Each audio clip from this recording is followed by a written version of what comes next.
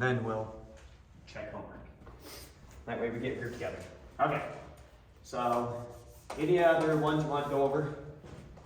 No. I think that is it. You're good. You're good. No other ones? That's it? Let me go back. Easy homework. Double check on the end of 3-6, any of those? All the extra credits. 10 on was extra, or 11 on was extra credit. We didn't have to do 11 because it was the fourth proof. Okay. 12 was 12 on up was extra credit, not 11. Right. And 12, 13, and 14 were all just proving theorem 3-6. So you have that recorded in class. That was the one where if you're given an angle and you're given a point in the interior of the angle, I think we were calling it P. That was terrible. So this we were calling R1, R2, L1, L2. Problems 12, 13, and 14 were saying, prove that if your point is here, Q1, then this segment intersects. And then, I can't remember exactly how it goes from there, but one was saying, what if your point's here, Q2? Right. Show that this intersects, and then, I'm not sure if they made you do this point or if they chose another point like here and prove that this one intersects. But this one's identical to this one, so. Or maybe 13 was explain why you don't need to check a point here or a point here. I think that's what 13 was. Because it's just a mirror image of checking those. So. Yeah, I told you when I was proving that theorem in class that the author leaves a bunch of it as homework problems. I hate when he does that, so I'll always just do the whole proof. I don't like leaving pieces of what's supposed to be a theorem that you use over and over again left as homework problems. So those ones you have record solutions for. Were there any other problems that held you up?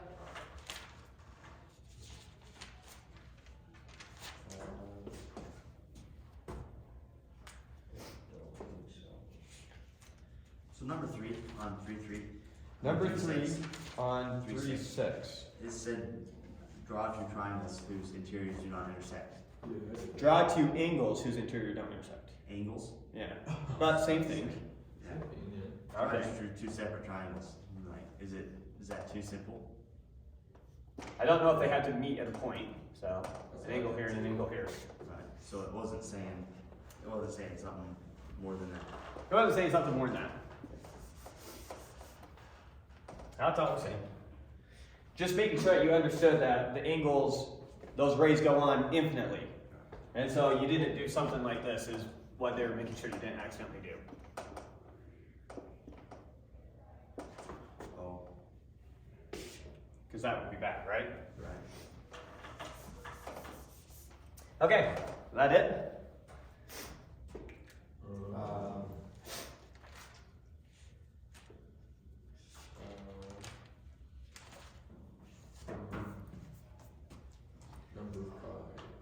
Number 5, we're looking at 3-6, number 5? Yeah. That was just say it in your own words. Say it in your own words. That's why I did do it. Yeah, Okay. Yeah, okay. Because the ones I normally don't do are the ones I don't change. Did you already do number 4 on 4-2? 4-2, number 4, proof. So, this is a proof. And it's proof that if AB is not congruent to CD,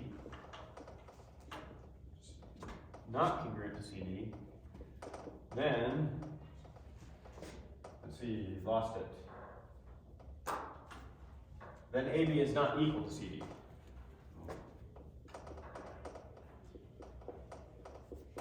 Okay. So, got to prove this. How do we want to prove it? We're just trying to. Well, I want to show that if they're not congruent, then they're not equal. It's hard to think about not congruent. It's hard to think about not equal. I want to think about congruent and equal. So you want to do by way of contradiction? So you can do by way of contradiction. You can say, let's assume that they're not congruent. So let's say So one way to do it is exactly what you're saying. Let A, B, and C, D be segments such that AB is not congruent to CD. Right? And then 2, we would say assume by way of contradiction. Assume by way of contradiction that AB is actually equal to CD. And now we gotta prove that's impossible. It's impossible for AB to be equal to CD, therefore it has to be different from. Right. Okay, so if AB is equal to CD, then what do we know? They're the same line.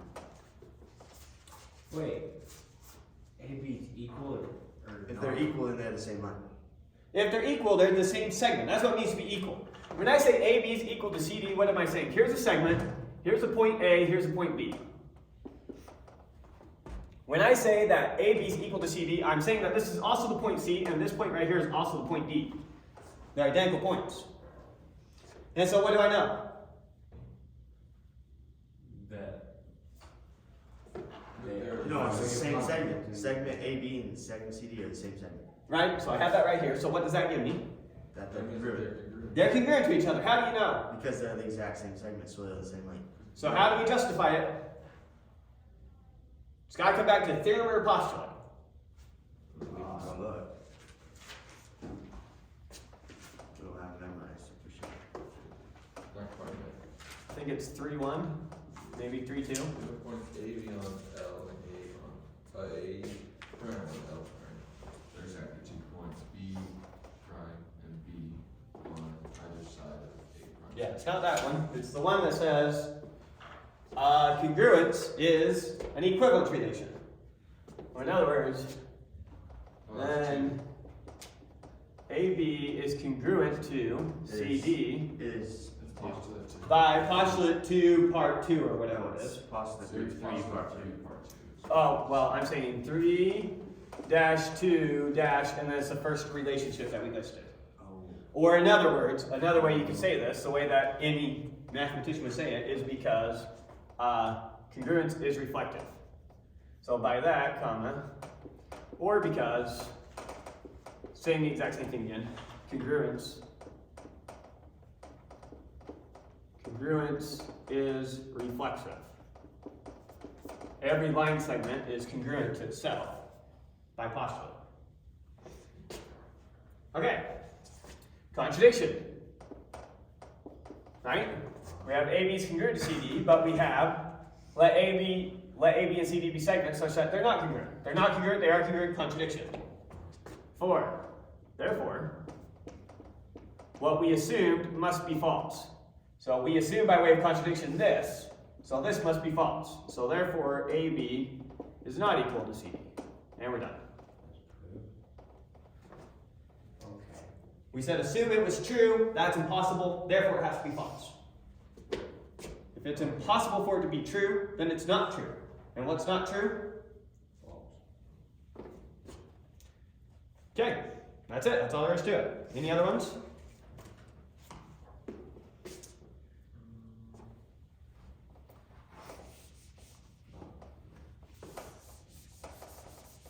All right. Then let's get back into chapter 4. So chapter 4, our only undefined term was congruence, right? That's our only new undefined term. And then we had our postulates.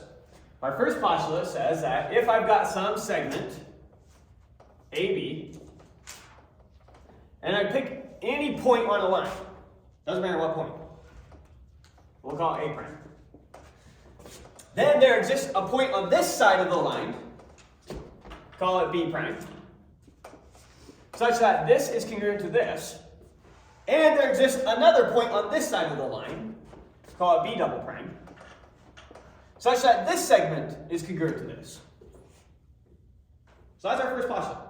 If you have some segment and a point on a line, then there's one and only one point on either side of the given point. So in this case, we're talking about B prime and B double prime, such that the resulting segments are congruent to the given segment. Right. Yeah. Okay. Our second one was that congruence is an equivalence relation. Or in other words, it's reflexive, symmetric, and transitive. What does reflexive mean? It means every line segment is congruent to itself. Right. Make sense? What does symmetric mean? It means that if line segment AB is congruent to line segment CD, that implies line segment CD is congruent to line segment AB. Right. That's symmetric. Okay. Now you might think, well, duh. Remember, not all relations have these properties. So I know it's reflexive, AB is always congruent to itself, AB. Let me write over here things to remind you that other relations to show you that don't have these properties. Notice it is not the case if we were to think about the less than relation. X less than X is not always the case. In fact, it's always false. Congruence, AB always congruent to itself? Yep. X always less than X? No. So only special relations have these properties. So if it has this property, we call it reflexive. Notice less than or equals is also reflexive. This one right here is called symmetric. In other words, it doesn't matter what side you write it on of the relation. This one is not reflexive. If I know that X is less than or equal to Y, that does not imply that Y is less than or equal to X. Right. And the third one we call transitivity. If I know that AB is congruent to CD and CD is congruent to EF, what do I know?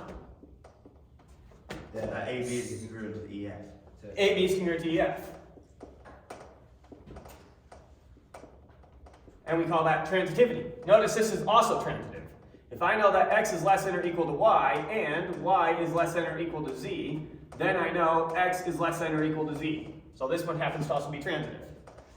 Right. So these are common relations these are common properties that a relation may or may not have. We're very interested in relations that have all three of these. They're called congruence relations.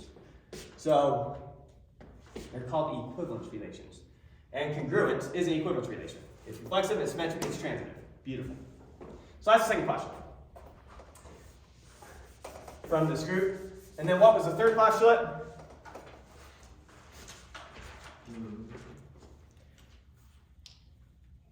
It was basically our one that says equals added to equals or equals and equals subtracted from equals or equals.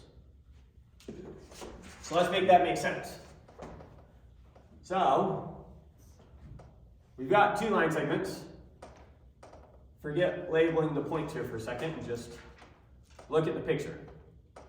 If I know that this segment from this point to this point is congruent to this segment, and I know that this segment is congruent to this segment, then what do I know? They're the same. I know this whole thing is congruent to this whole thing. Right. Yes. When you add congruent things together, you're left with congruent things.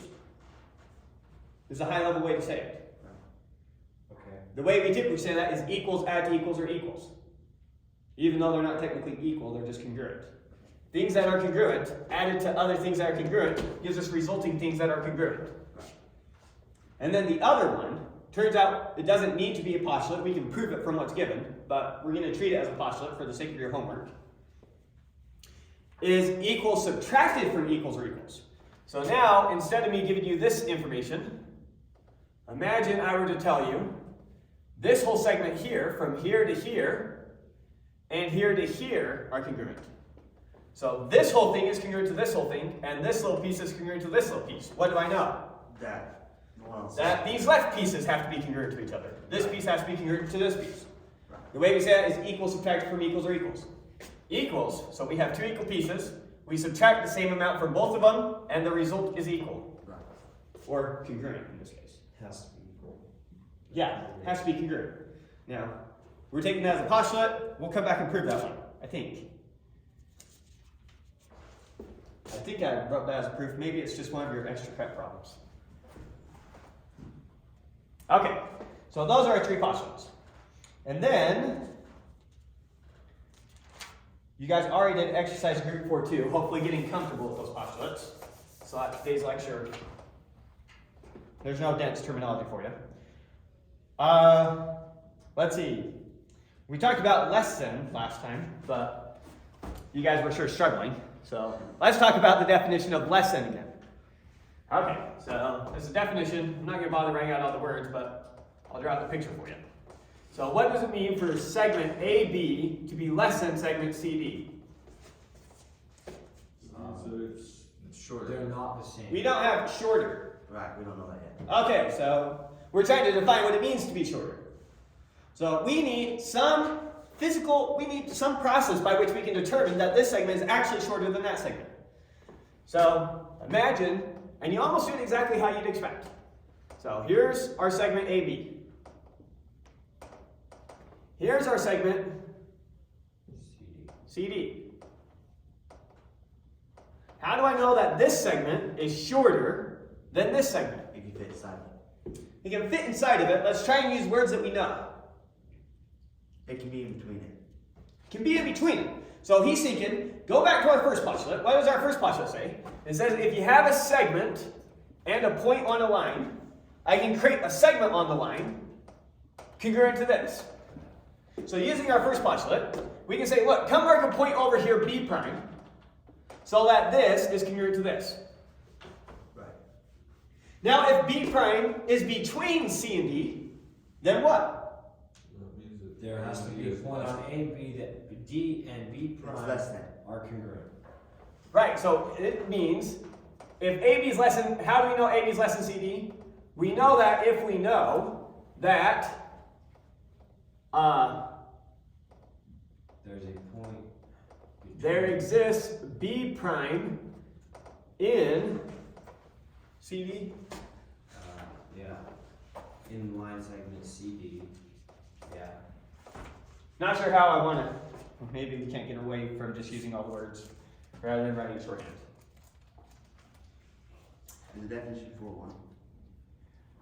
So we know that this is the case if AB is congruent to A prime B prime, and we have C B prime D. So if I construct a B prime, sorry, not A there, this should be a C, right? Sorry. Yeah. So I know AB is less than CD if, when I make a congruent segment, the point I use is between C and D. And if I want to say that AB is greater than CD, so now we imagine, here's CD. Let's switch our picture up a little bit. So now our point D is there. Our point B is up here. And so we've got this segment CD, but we've got it on some line.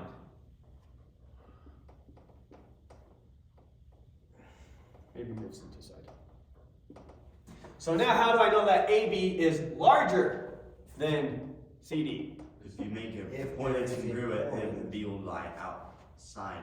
Then B will not be between C and D. Perfect. Mark the point here, B prime. So same as before. So this is the case if you make so that AB is congruent to CB prime. And this time it goes CD B prime. D is between B prime and C. If that's the case, then you have AB is greater than CD. Okay. So here's our two conditions that we're going to be looking at over and over again. And it is crucial to understand exactly what the definition gives you. Here's something that you're going to be tempted to do a lot.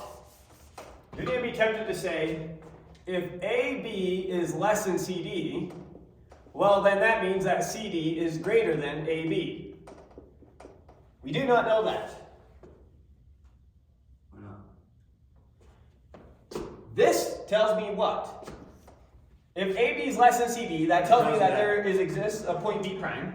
B So I prime said that's in between. AB. You saying that doesn't work? It turns out we can prove this, but you don't get it for free. Oh, okay. Because what's the definition of this? AB less than CD? That's right here. Right. What's the definition of CD greater than AB? It's different. That's going to be that there exists some point, this time we'll call it D prime. That is in between. So we want CD congruent to AD prime, and we have A, B, D prime.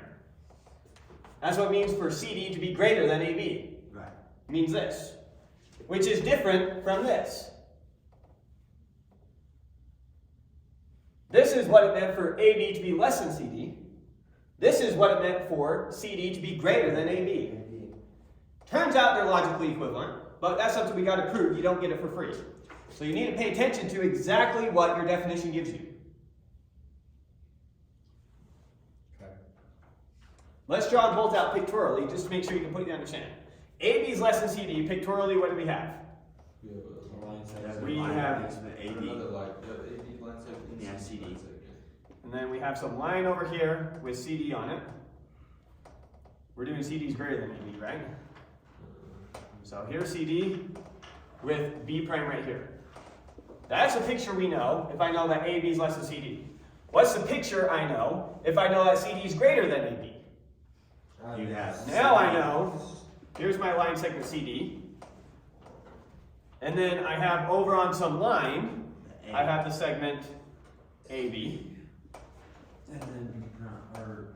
And then we are going to call it D prime up here. Right. Okay. So those are the two different pictures for those two definitions. And you can see how these pictures are very closely related to each other. Right, they're logically equivalent, but you have to prove it. So one of the things we'll prove is that going one way gives you the other. But it's not something you get for free. So a bunch of your homework problems are going to be, what do we know if we know this? Versus what do we know if we know this? And it's going to have you state explicitly what it gives you in these different cases. It's going to keep giving you inequalities and expect you to go back, read the definition very carefully, and see exactly what it gives you. I don't remember if I started the So camera. those two things wouldn't have the same answers? Yeah, I did. No, they will not have the same answers. When it asks you those problems, if you know this, what do you know? And it's going to have two different things.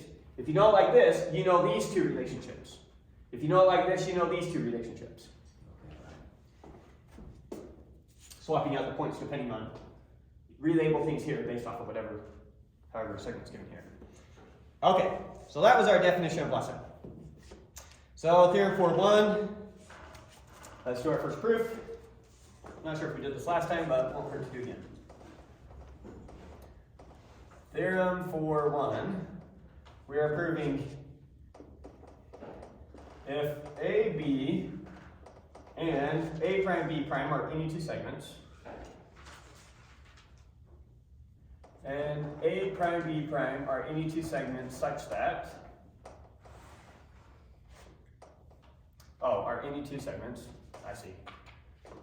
If that and that are any two segments, comma, then either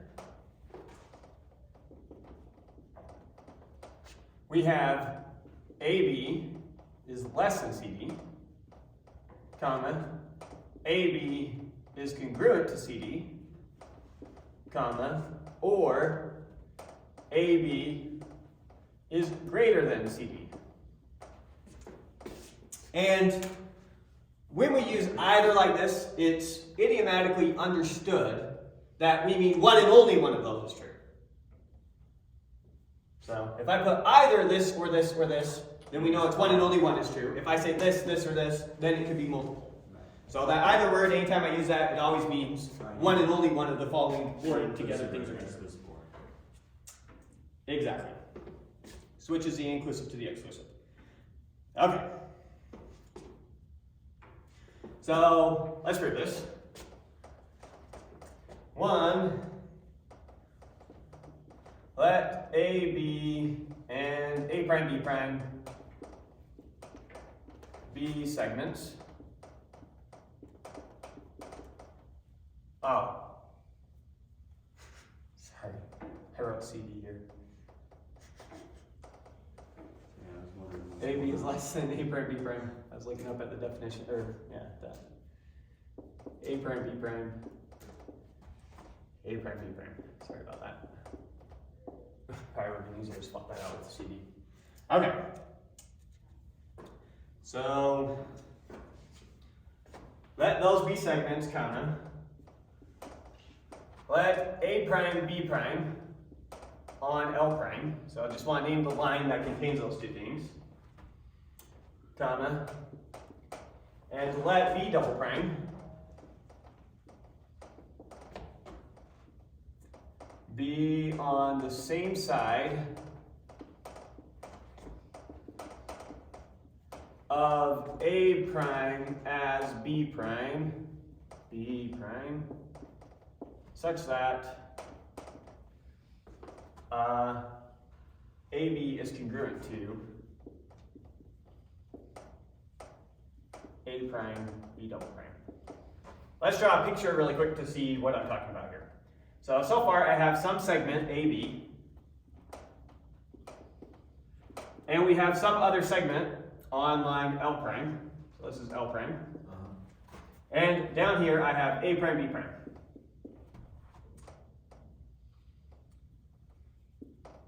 I have no clue if A prime, B prime is bigger or smaller or the same size as AB.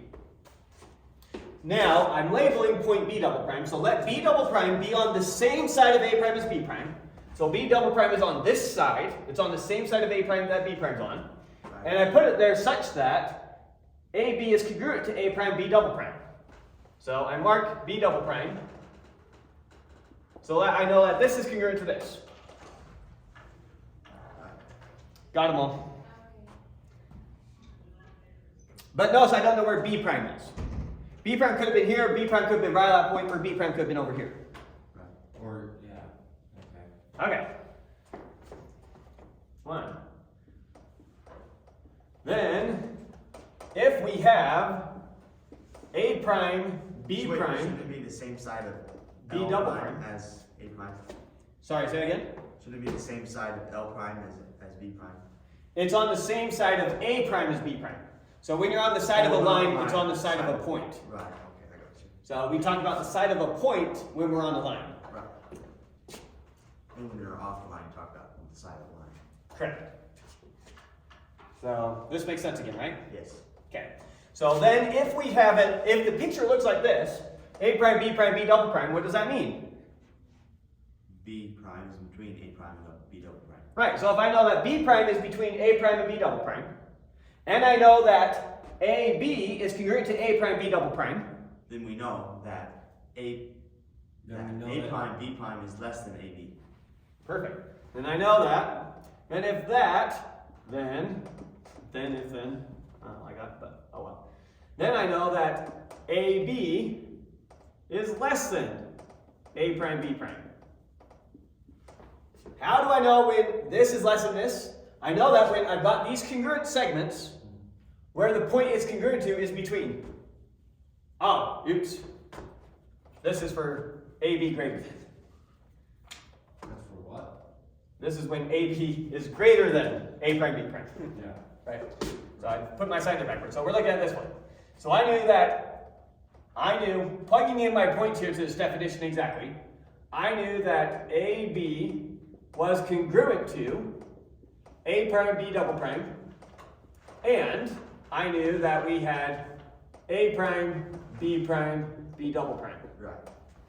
So if I know those two things, then I know that this is less than that. I know this is less than just what you get with those 2 points, if I know all that. Technically, it should be the top one, actually. No, wouldn't AB be congruent with You're trying to prove that AB is A bigger than prime, B prime, and B double prime? Wouldn't it be congruent with that? You said it's greater than, or less than, or. I have AB is congruent to A prime, B double prime. Okay. Right. I was showing that AB is greater than A prime, B prime. With the picture we have over here, this is the case where AB is bigger than A prime, B prime. Yeah. Oh, I thought you said it's bigger than A prime, B double prime. No, this is always saying between. So I'm saying AB being greater than A prime, B prime is logically equivalent. So rewriting out this definition with exactly what we have. So AB greater than A prime, B prime. When do I know when I have this? I know that when I have this. I know that if there exists some point B double prime such that AB is congruent to A prime, B double prime. We got it there. Right. And B double prime comes after B prime. So it goes A prime, B prime, B double prime. A prime, B prime, B double prime. That's the exact definition of what it means for AB to be greater than A prime, B prime. Is I have this and this. Okay, how would you write out what if B prime was on the same point as B double prime? How We'll would you handle write that out? So we got three different cases here. We either have B double prime is on this side of B prime, or B double prime is B prime, or B double prime is between A prime and B prime. Or A prime and B double prime. So here's what our second picture could look like, which is the scenario you're talking about. It could have been the case that B prime landed exactly on, B double prime. or B double prime landed exactly on B prime.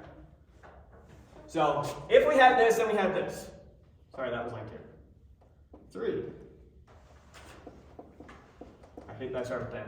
Just gonna get rid of that. If that, then that. If we have B prime is equal to B double prime, then I know that AB by definition is congruent to A prime, B double prime. But that's the exact same thing as B double prime, B prime are the same thing. So that gives me that AB is congruent to A prime, AB. A prime, B prime. Perfect.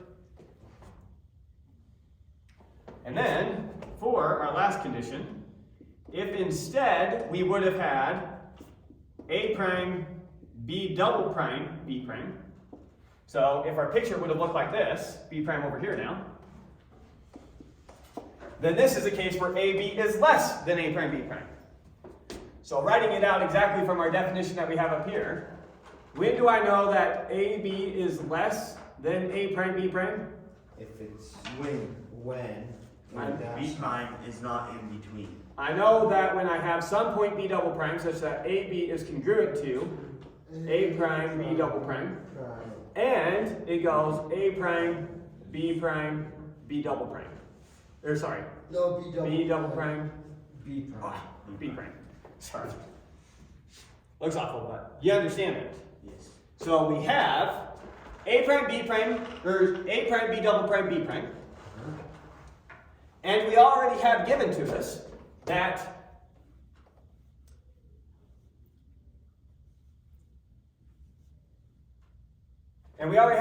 by definition that, where did I say it? Let B double prime be on the same side such that, here it is, right here. So I know AB is congruent to A prime, B double prime. And I know that we have A prime, B double prime, B prime. So I know this, that's by definition of B double prime. We chose that to be the point that satisfies this condition.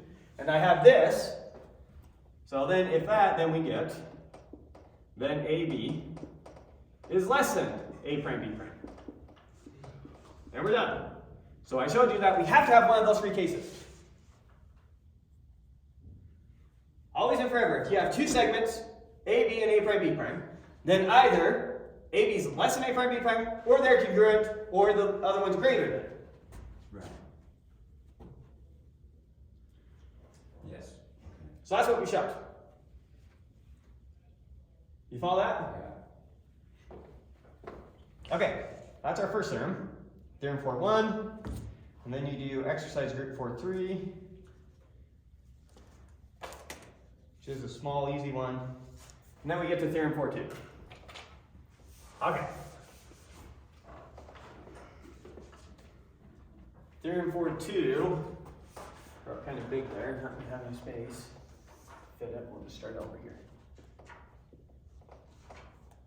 So theorem 4.2, what does theorem 4.2 say?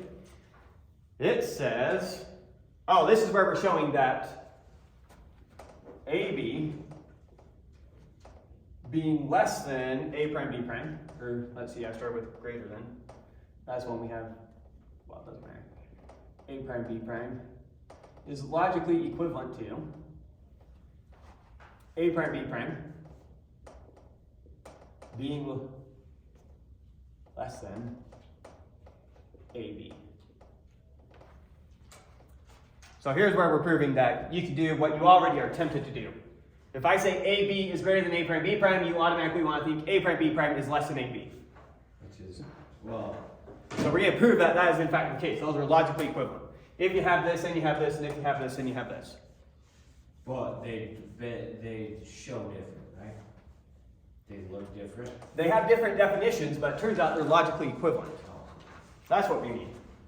So let's see. So technically, you're kind of just proving how the what's the thing where you just switch them and switch the sign.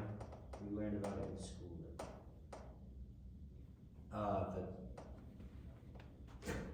You think about inequality with like real numbers. Yeah, but So it's not related to this. So when you were back in school, you learned something like if A is greater than B, different greater than symbol, this is talking about with numbers, then negative A is less than negative B. no, it was where you just switch them. It's like the Oh, it's like where you say, then B is greater No. than A. then B is less than A, but you just switch them. I'm getting off track. Huh? Just no, I assume that's what you're talking about. Guess not. no. All right. So let A be on L and A prime B prime on L prime. Just naming everything. Such that we're doing AB is greater than A prime B prime. Let's draw our picture over here, just so we are following everything. So we've got L here. We've got L prime down here. We've got, let me see how much I need. Leave myself some space there. So AB. And then we got A here, or A prime here, and then B prime here. Okay, so setting up my picture so that AB is greater than A prime B prime. With me so far? Yes. Okay, so if AB is greater than A prime B prime, what do we know? We know. Wait, so. We know that there's a point on that- the line There's a L point prime B double prime. that AB would be congruent to A prime double prime. Perfect. So 2. Then, by definition of inequality, there exists B double prime on L prime L prime.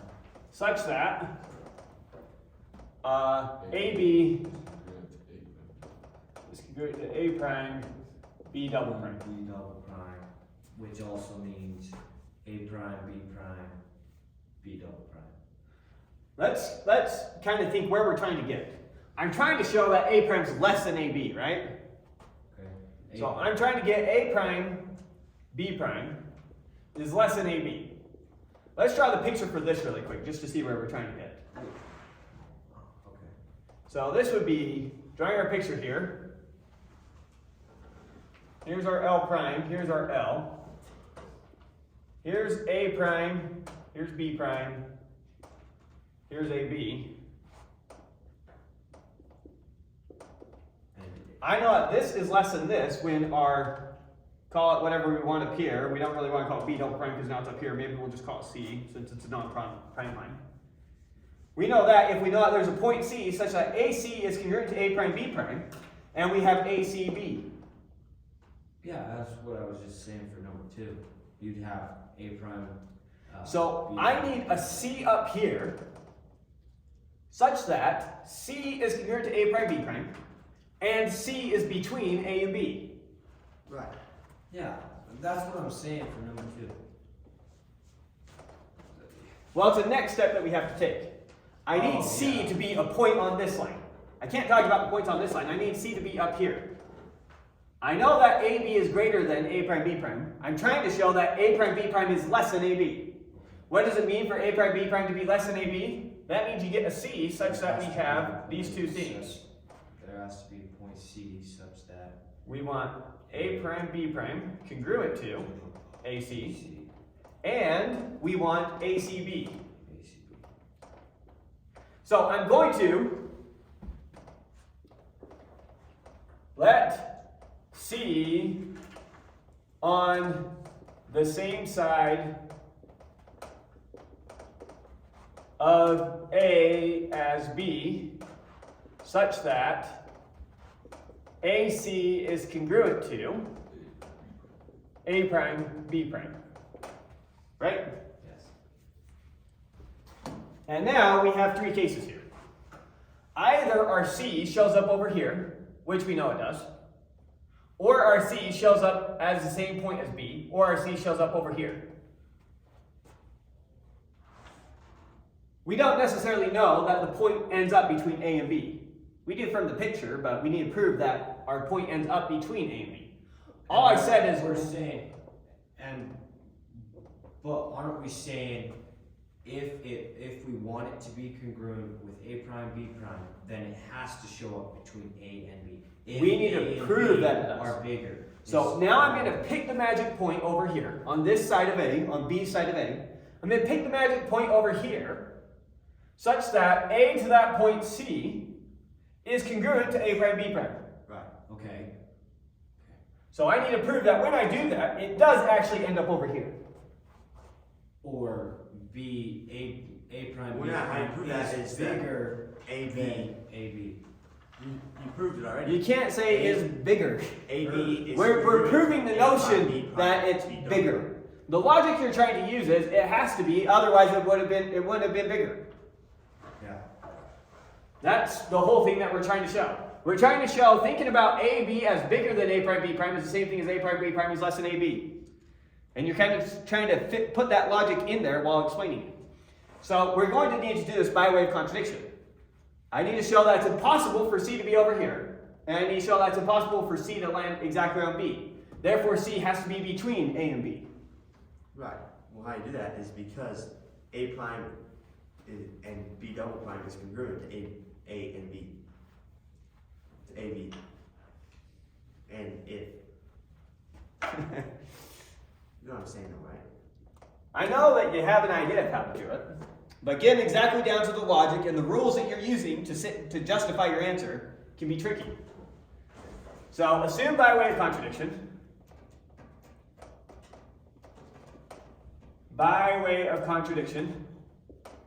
that B is equal to C, or we have A, B, C. So assume by way of contradiction that we don't have A, C, B. So assume that C isn't between A and B. So that means B and C are either the same point, or C is to the right of them. And I gotta get contradiction in both these cases, showing it's impossible. Therefore, it has to be this case.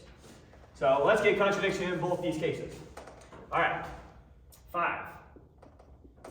If B is equal to C, what do we get? If B is equal to C, Then you get that A prime, That means That is you also- share the same point. then you get that AB is congruent to AC. Then I get that AB is congruent to, what do we know AB is congruent to? AC. I know it's congruent to A prime, B double prime. Right. Oh yeah.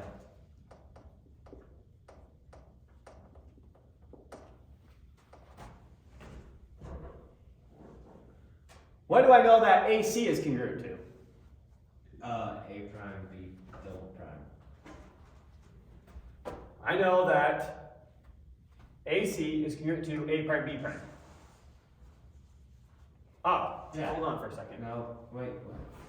Yeah, AC is congruent Let's start with this. If B is equal to C, and then AC is congruent to A prime, B prime. That's how we chose C.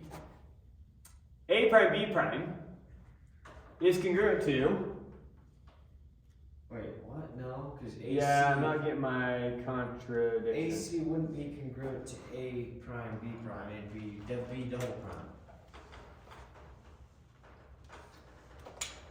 AC, no, AB is congruent to A prime, B double prime. Yeah. Yes. And if B and C are equal points, Then it's also AC good. would be double prime. So AB is congruent to, there you go, So A prime, double, B double. A prime, B double prime. Yeah. which would then also be congruent to AC. How do I know that? Because AC and AB are the same thing. Yes.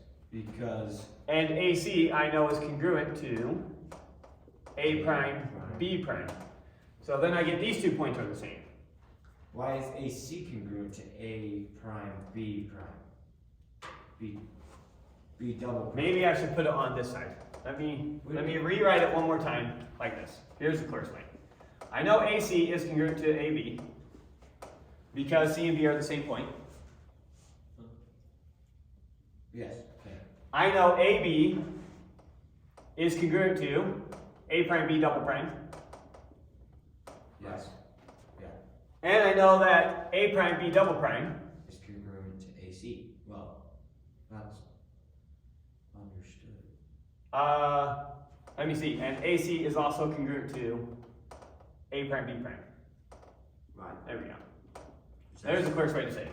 So A prime B prime is congruent to A prime B double prime, Which is a contradiction. which is contradiction because they're 2 different points.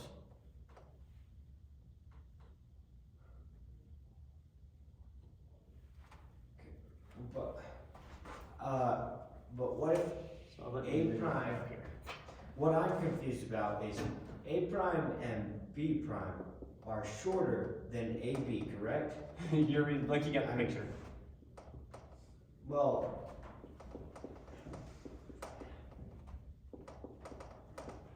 Yes, I'm correct. yeah.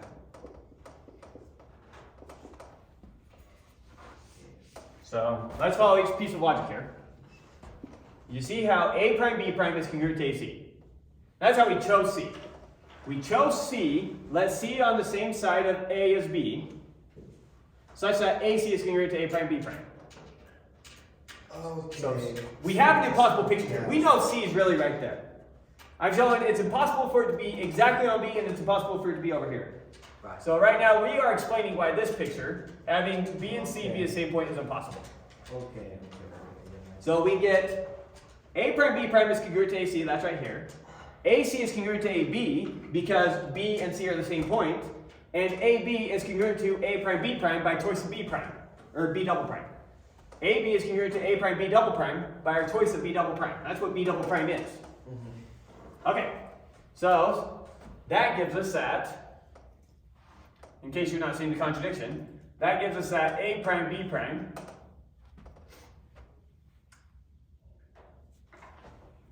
Is equal to A prime B double prime, right? Which one? That's saying. I guess we don't really need to say that. That's saying that A prime, B prime. We don't is even need congruent. this extra step, do we? Because if we have A prime B prime is congruent to AB, then we have AB is greater than A prime B prime, and AB is congruent to A prime B prime. That's probably the best way to see it.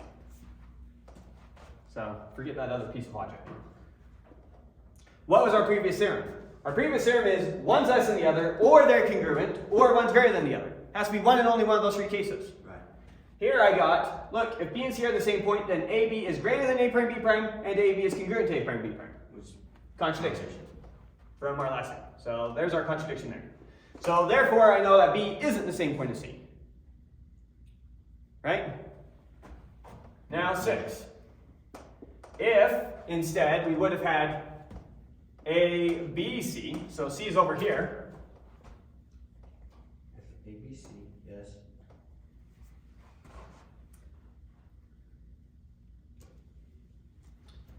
then let me retract what we know. So I know that AC, this whole thing, I know this is congruent to A prime B prime, right? no, A prime, B double prime. No. Or you're saying A prime B double prime is congruent to AB. Oh, you're So saying AC. yeah, this Yes. from A to C is congruent to A prime B prime. Yes. Okay, so here's what I'm going to do. I am going to pick a point D. So I'm going to say this assumed because this might take a couple lines. now, assume, why am I using capital A? Now assume that we have A, B, C, comma, and let D on L such that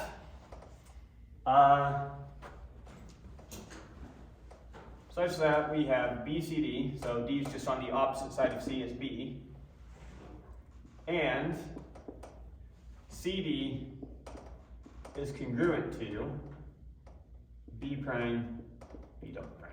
So I'm saying pick a point over here to the right of C, call it D. So that this distance is congruent to this distance. Okay. You with me? Yeah.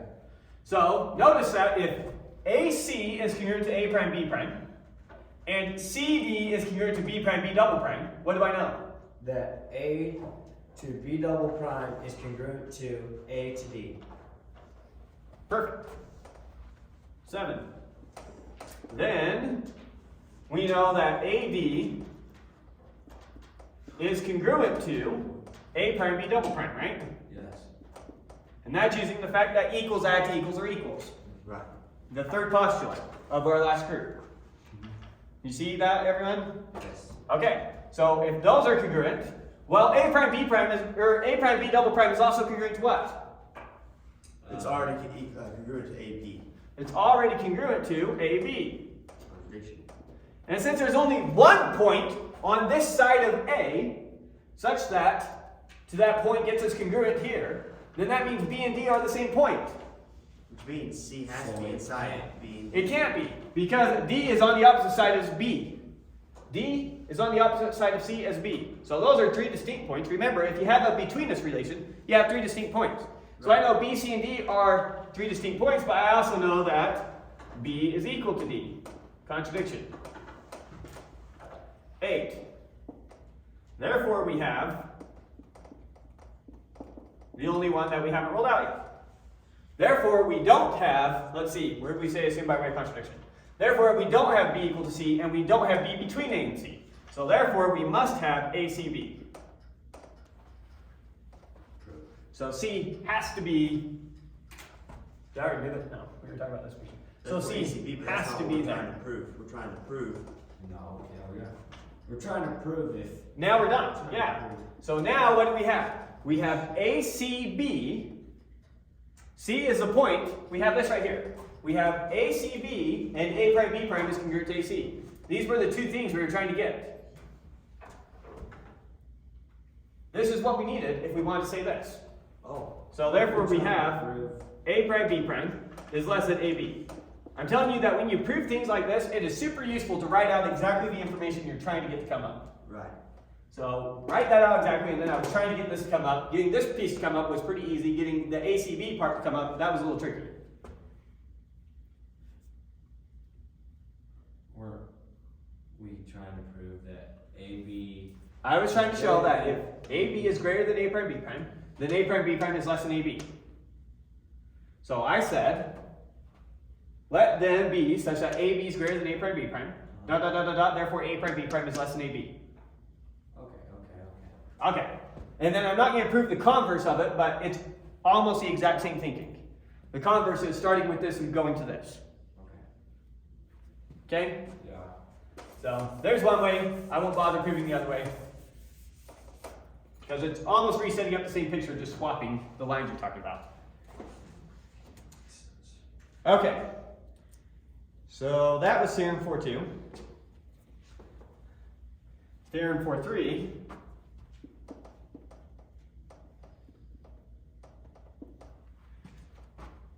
This one says, if AC is congruent to A prime C prime, and we have B prime is between A prime and C prime, There's a point of A between AC that A and B is a point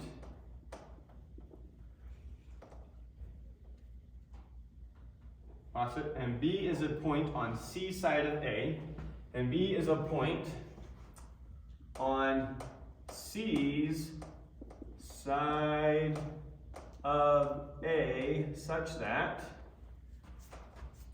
AB is congruent to A prime B prime, then we have ABC, such that AB is congruent to A prime B prime, comma, then we have ABC.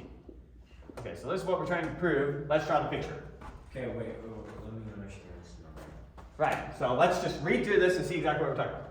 So AC is congruent to A prime C prime, so let's draw this out. Okay, So we have A, we have C, we have A prime, and we have C prime. C prime, that are congruent, okay. And those are congruent, yeah, so those are congruent. And we have B prime is between A prime and C prime. Randomly. We'll get rid of that. Yeah, somewhere between here. So B That's- prime. That's A, that's Oh, A, thank C, you. yeah. Thank you, thank you. B prime somewhere between them. And B is a point on C side of A. So here's A, here's C side of A. Right. B is a point on C side of A, such that this piece is congruent to this piece.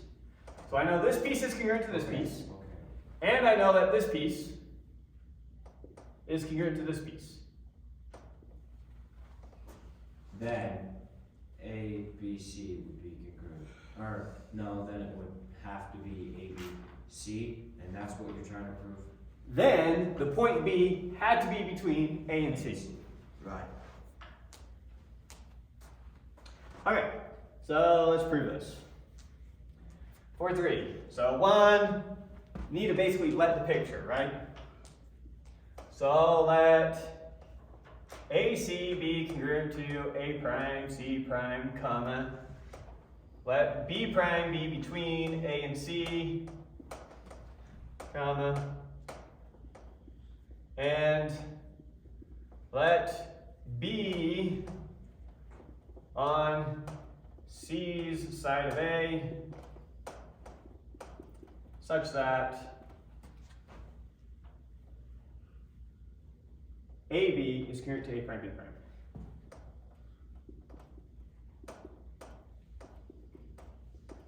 Okay. So that's just giving us our picture, right? Okay. We're kind of using our previous theorem twice. So notice that we have, let me just write this side here for a second. Notice that we have AC is congruent to A prime C prime. And we have A, let's see, which one do I want to do first? Isn't number one pretty prime, much restating the C theorem? prime.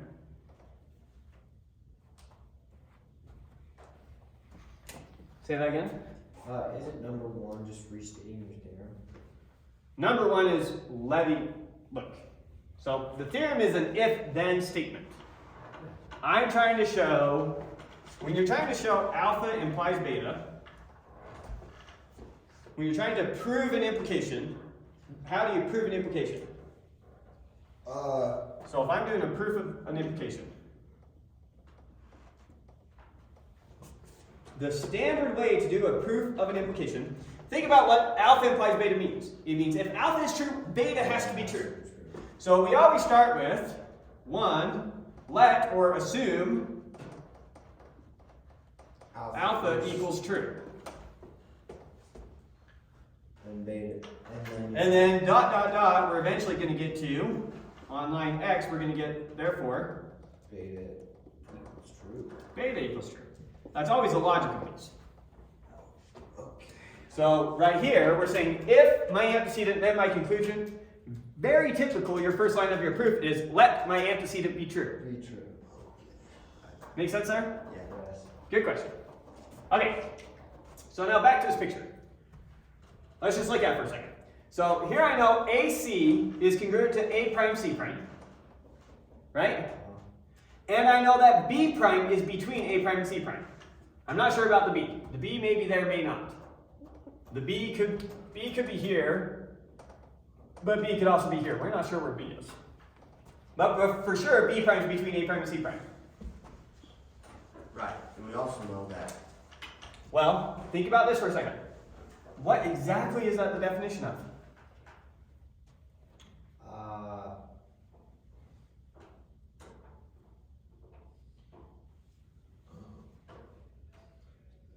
AC is congruent to A prime. No. I'm just. Yeah, I thought you were saying it. It's one of the. Oh, that, when. It's greater than. Greater than. That AC is greater than A prime B prime. B prime, okay, yeah. That's what this is the exact definition of. Right. It's hard to see this definition at first. Yeah. So this definition is going to kick you in the teeth a couple times. Okay, so that gives us this. Our previous theorem gives us, wait a second, that's the same thing as A prime B prime is less than AC. Right. That's what we just proved. Yes. So then, if I know A prime B prime is less than AC, what do I know? What's its exact definition? If A prime, That. B prime, That would give me that A prime B prime is congruent to AB and AC, B. A, no, Yeah, because there's no A, B, C. Yeah, B is the point Oh. on this line, Okay. such that A prime B prime is congruent to AB. So this being the case gives me this and this. wait, This is the piece of information we're after. where does it tell us that A prime and B prime are congruent to AB? Where does it say that? Such that Oh, AB yeah, is congruent okay. to A prime B prime. That was part of our given information. Yeah. Okay. Let me put a red box around everything that's given. So we're given this, and we're given this. These two together give us that, so we derive that, and then this gives us this and this. Okay, I have a question. Can you prove ABC without A prime, B prime, C prime? Without that being given information? No, we had to use all the given information. I had to know that B prime was between A prime and C prime. So, if we were not given the information, B prime is between AC prime. If you get rid of this information, then I can no longer say AC is greater than A prime B prime. And in that case. And so then I can't get that, and so we're dead. So, okay. Yeah, it's just, So all I would know is that AC is congruent to A prime C prime. If I don't know that B prime is between them, and it's just some other point, like if it was over here, then my B would be over there. so, if we came across a question saying AC equals A prime, C prime, try to then prove ABC, then you can't. You just say No. you can't prove. Nope. Can't go from two things being congruent to knowing some unrelated points between them. Alright, so 2. So I'm just writing out that exact same logic. So since we have AC congruent to A prime, C prime. A prime C prime, and we have A prime B prime C prime, that gives us that AC is greater than A prime B prime. But then from our previous theorem, we know that A prime B prime is less than AC. Then that gives us A prime B prime is congruent to AB and ABC. Follow the logic there?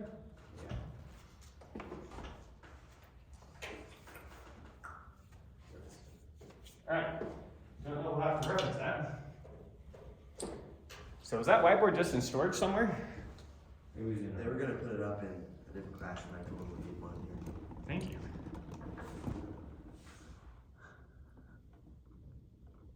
Alright, I think we've got the full thing.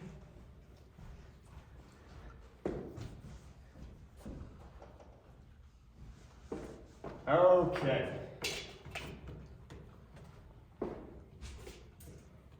So, that was theorem 4-4?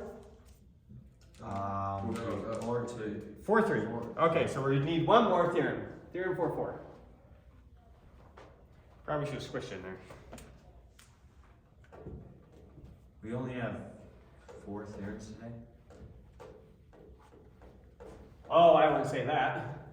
It's got sawdust all over it. There. I got it from Joe in the hole.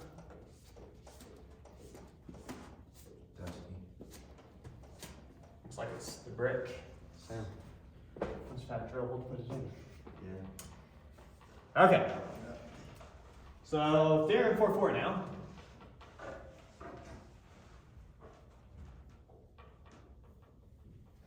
This one says, if AB is, oh, we had a definition first. So definition, what definition number is it? 4.2. So definition 4.2. And this is greater than or equals. So definition 4.2 is when you say that AB is greater than or equal to CD, that is defined to mean that AB is congruent to CD or AB You have 2 lines under the, is less than CD. so you have the less than sign and you have 2 lines under that? Yes. You did or twice instead of less than. Thank you. So it's not equal, it's congruent. It's the symbol he uses. You can use less than or equal like that if you want. Isn't that an understood though? Or are we gonna try to? No, we gotta prove it. Oh, no, sorry. This is a definition. Yeah. This is just saying what the symbol yeah. means. We haven't seen this symbol before. We just made it up. I'm making this up right now. I'm saying from here on out, I'm gonna use this symbol. What does it mean? It means this or this. That's what it means. Okay. And similarly, So what do those 2 dots right there mean? Good question. So when you're creating a definition, you either use a logical equivalence or an equal sign, typically. So That means logical. the back and forth arrow is logical equivalence. Right. The colon, I know, getting there. So when you create a definition, the new symbol, the side with the new symbol, we call the definiendum, and these are the definiends. The side with the definiendum, you put the colon on. You're saying, pay attention, I'm defining something, and my new symbol is on this side. Okay. So the colon means I just defined something on this side of the back and forth. It's a new symbol you haven't seen before. Right. And everything over here better be symbols you've seen before. Right. Okay. So common theme to just yell out to the reader, hey, this is a definition, you should see a new symbol on this side. Right. Okay. And furthermore, or not furthermore, this means that AB is congruent to CD or AB is less than CD, exactly as expected. So we'll use those symbols the exact same way you know them of. Now we get to theorem 4.2. Theorem 4.2, I think it's if AB is congruent to CD and CD is congruent, AB is greater than CD. Okay. So this one is, if AB is greater than CD and CD is congruent to EF, then AB is greater than EF.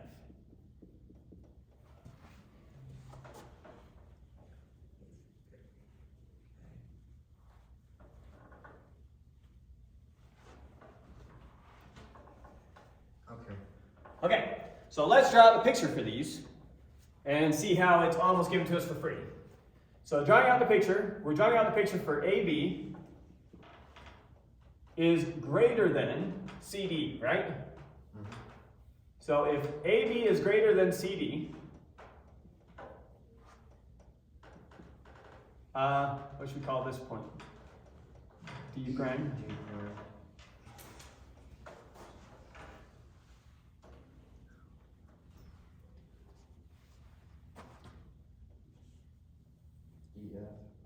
And then we have E here, and then we have F here. Right? Okay.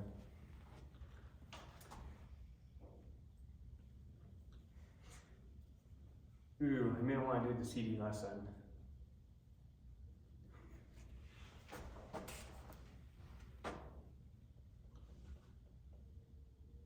Okay, let me kind of write it out and then draw the picture as we film.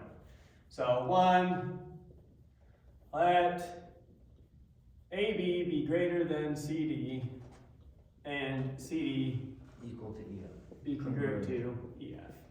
Yeah. 2. Then I know that CD is less than AB. Right? Yes. And now I want to use the definition of less than rather than greater than. What does it mean for CD to be less than AB? EF. That means that there exists some point B prime here, such that this is congruent to this, where B prime is between A and B. Yes.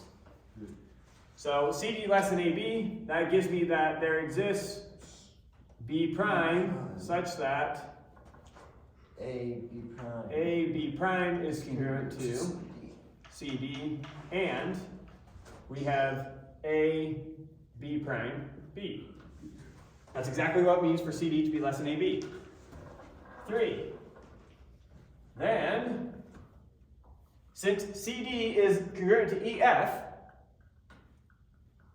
That means that A B prime is congruent to what? EF. It is congruent to EF. How do I know that? Because CD is congruent to EF. and Perfect. A- So tell me the postulate that tells me I know that. It's because congruence is transitive. Yes. So AB is congruent to CD and CD is congruent to EF. AB is congruent to EF. It's 3, 3, 2. Right. Rather than naming it, I'd rather you guys get familiar with the names of these properties. I say since congruence is transitive, Right. because relations being reflexive, symmetric, and transitive, that's things that you use over and over again. So I want you to get comfortable with those actual words rather than remembering the exact name of the postulate. Okay. So then AB prime is congruent to EF and AB prime B. Because AB prime B. We still know that. This is the exact definition of what? Wait a sec. Then. Oh, then That's that's the the exact exact definition of- definition that EF is less than AB. Perfect. Okay. And EF less than AB gives me, like where we're trying to get. Prove then CD equals E is congruent to EF. We're trying to prove this. Oh, yeah. AB is greater than. Then AB is greater than EF, which is what we were after. Don't accidentally stop soon. What? Is that a property where you just switch, where you Yeah, it's reflective. EF that's reflective, or? You're saying where I went when I went from this No, to we did it this? on- We did it Yeah. on theorem That was from a theorem. 4, 2. Yeah, it was, but is there a name of that property? Yeah, so what theorem 4.2 did, we proved. Oh, I'm saying it. no, there's not really a name for that. It's just one. It's just no, good question. Yeah, you're tempted to say symmetric, but it's not symmetric. Yeah, I was gonna. Right, because symmetric is different. Symmetric means swap the segments, and it's still true. And it's definitely not still true. Right. Yeah. Okay. Symmetric Converse would what be is converse. CD is congruent to AB prime, or AB prime is congruent. It's not really an implication, so you can't really call it the converse. Yeah, but it is kind of converse. So. Huh? What? Is it? Kind of whatever you want. I don't know a special name to call it. It's the property that if you swap the segments, you flip the inequality. Okay. So now let's jump into chapter 5. Chapter 5 is going to be a weird chapter in this book.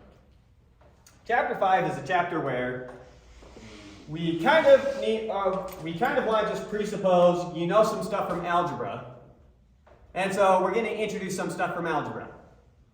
So it's going to be kind of a weird one. You're not going to have any proofs really that you need to do at chapter 5, and it's going to feel like the odd man out. Now, what chapter 5 is all about is metrics and measurements for these segments. Okay. There's going to be 2 big ideas from chapter 5. Big idea number 1 that we're going to get from chapter 5 Well, there's a few big ideas. Chapter 5 is all about measuring these segments. Let's just think about that for a second. Let's think about when we measure a distance. So say I've got this distance here that I want to measure. How am I going to measure it? How?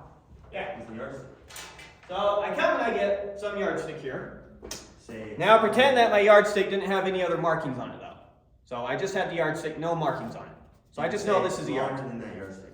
So I can come up right here and I can say, in terms of this yardstick, it's 1, and I'm trying to get to this point right here. We'll extend the line though, just for the sake of measuring this out. And then once I get past it, I know it's not quite 2, right? Alright, 4/3 of the yardstick. So it was 1, but we're kind of stuck. And if I want to get a better measurement of this thing, I need to use smaller units. Right? Right, you can use inches. And so I can instead use inches, right? And I can go and I can measure along how many inches it is. It's 1, 2, da, da, da, da, da, da, da, da, da. And I'm coming along and I got an inch here and then an inch there, right? And it's somewhere in between. And I got just past it. Quarter, half. Or centimeter. And so now, if I want to get more accurate, I need to use smaller units. Right. Now the standard way we do this is we use what's called the metric system. Why I want to talk about the measurement of this thing. So, Metric? Is that what you said? I'm not sure exactly what I said. We use a base 10 system. So we want to measure this thing. And typically we use a base 10 system. So I pick my unit of measurement, and let's say my initial unit of measurement was this long. However long that is, doesn't matter. Here's my first unit of measurement. And when I'm doing that, I get 1 and then some. So it's 1, but then we had some more after that, right? Yeah. And then what we do as a general rule is I say, okay, now I'm going to divide this thing up into tenths. So, how many are there? 1, 2, shoot. That is just too awful to look at. Alright, so something more like this.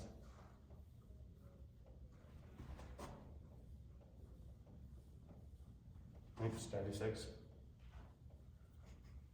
1, 2, 3, 4, 5, 6, 7, 8, 9, 10. Okay, there we go.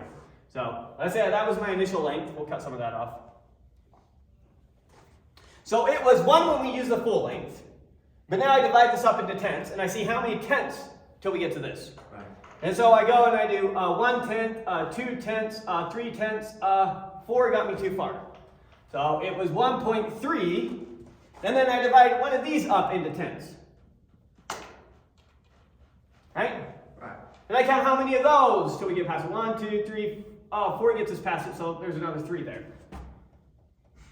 Right? And then I can measure again, get 1/10 of those, and remeasure. And what I end up generating here, 2, 1, 6, 7, is some decimal number giving me the measure of this in terms of this is our unit. This whole segment at the beginning, from here to here, was our unit. If that's our unit, this is the measure of this thing. And so I can tell you exactly how far this distance is in terms of some unit. Now notice that distance only makes sense in terms of a unit.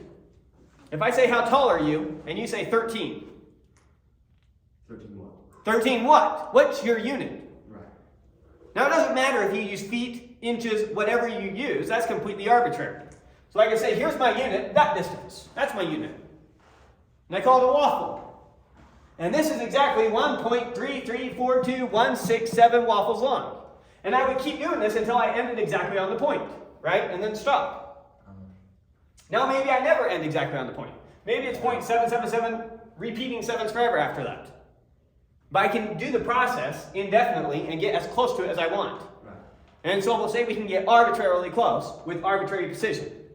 And so we pretend that we can do perfection and get, that's perfectly what it is. That's how we measure. Okay. So when we measure something, you need a metric. And then the standard way to measure something, there's nothing special about breaking up into tenths, breaking up into tenths, breaking up into tenths. I could just as easily cut it in half, then cut in half, then cut in half. It's just when you break it up into tenths, then the measurement of it is this decimal number. Right. That's why we call it a decimal number. It's a base 10 system. You keep breaking up into tenths. You've probably heard of binary before. It's a base 2 system. The what? Binary, so you just use ones and zeros are your only digits. So in binary, here's 0, here's 1, here's 2, here's 3, here's 4, here's 5, here's 6, here's 7. So there's 7 written in binary. Interesting. So dividing up into tenths here is just because we want to write it out in the base 10 system. Okay. Okay? So that's the only special thing about dividing it up exactly into tenths. So that will be our common procedure for determining the length of something. Okay, so that's talking about measuring something. Now we need to talk a bit about numbers. Any questions on the measuring something? Like, I don't think so. this is essentially what we do in our universe when we're trying to measure something. Pick some metric and do this process indefinitely. Now, we're going to assume that we can do this process. We have not proven yet that if I give you a line segment, you can divide it up into 10 separate pieces. That's kind of a hard proof. We're going to do that in chapter 8, but we will do that eventually. It turns out we won't need some of this stuff until later in the book, so we're okay. But that's how we measure something's length. And that's what we mean by measure something. We're going to start using, over here, what I just barely erased. If that was segment AB, then we say the length of segment AB is equal to this. And so when we put that line above it, that's going to mean its length. And its length always gives us a number. So if I were to write segment AB plus segment CD, that's a bunch of nonsense. If I write the length of that plus the length of that, okay, now we're talking about numbers. Go ahead. Sorry to interrupt. No worries. This is a question for you. I have a question for you. Are you interested in a salary this year? I'm okay. I have to ask every year because I don't want to assume that everybody has. So this is what I would need. I'm good. I'm very happy to be here on a volunteer basis. I'm very happy that you're here. How do you like your new board? It helps a lot. Okay. We're gonna get your projected number. All right. Okay, thank you. Thank you. Let's see.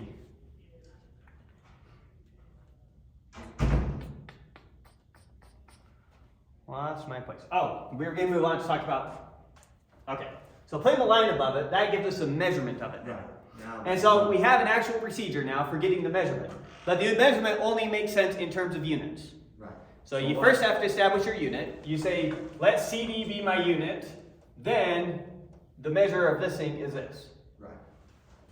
So that's what it's going to mean if it's reading some homework problem. It says, imagine your unit has length 2.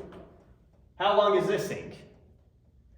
And if it's this many of this units, then it's, So you well, actually have to measure. that's probably not what's going to Wait, happen. what? I worded that bad. Forget what I just said. If you're But you're going to have homework problems. And they're going to say something is your unit. When they say something is your unit, that means all your measurements now are in terms of that unit.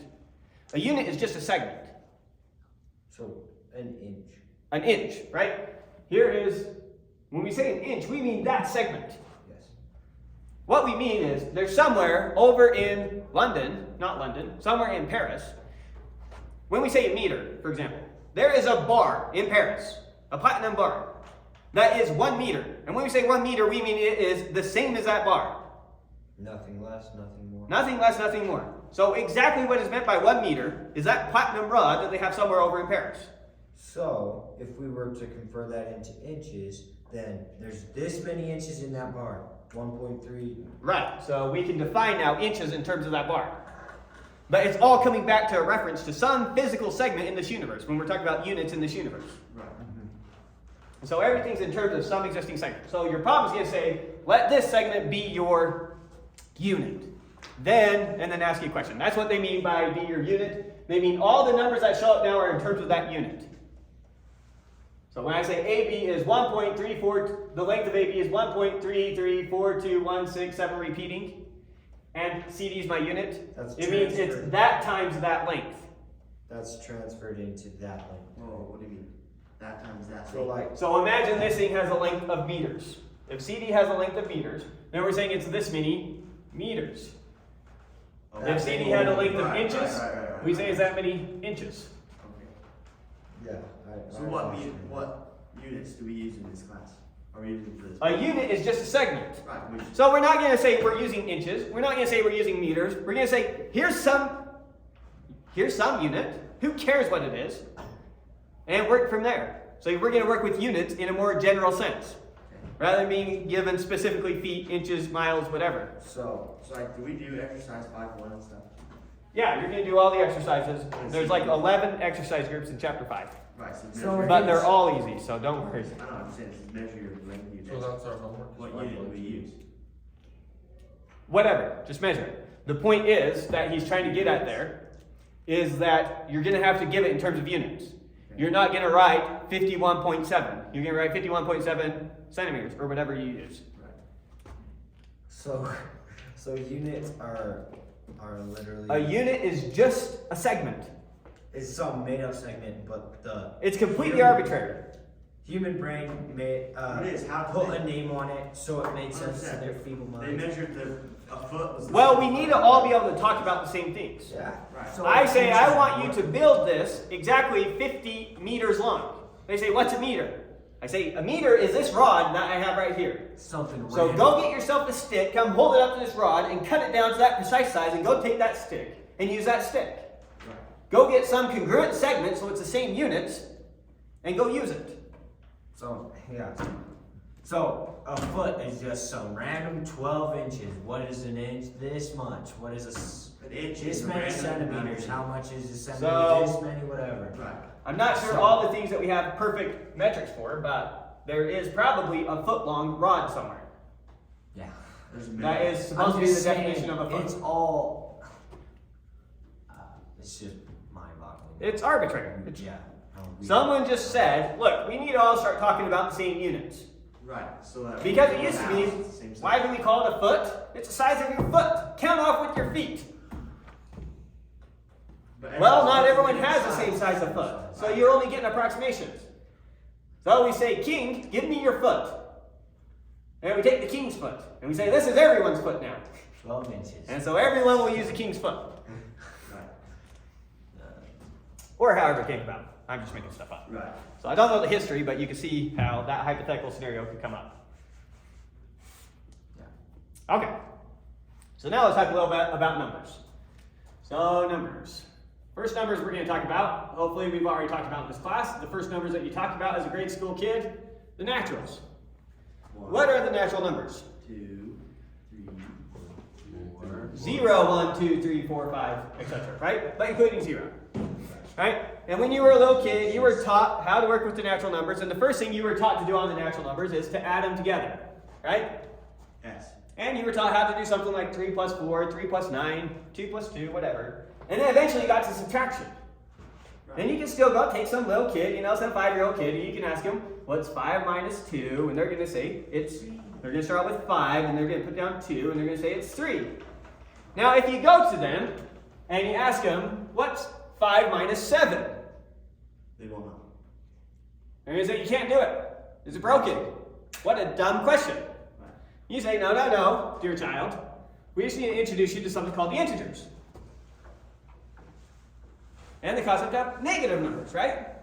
Oh, well, that's great. And life is good again. Right. And so we can add all the integers together we want, and we can subtract all the integers we want. We can even multiply them together, and we're still good. And then But then we got introduced to something called division. You go to some second grader, and you say, what's 8 divided by 4? And you think, how many times does 4 go into 8? They say 2. You say, fantastic. What's 9 divided by 4? It's possible you can't do it. They say, it doesn't work. 4 doesn't go into it evenly. No, really. Well, So you can't do 9 divided by 4. And we say, sure you can. What's 9 divided by 4? It's 9 fourths. No, we never say that. Never, ever write this nonsense. Stupidest notation on planet Earth. This means 2 times a fourth. It does not mean 2 and 1/4. What about 2? No sane human being 2.25. reads that. Okay, 2.25, that's fine. That's actually what I was going to say. But never, ever write that. I will kick you out of my class.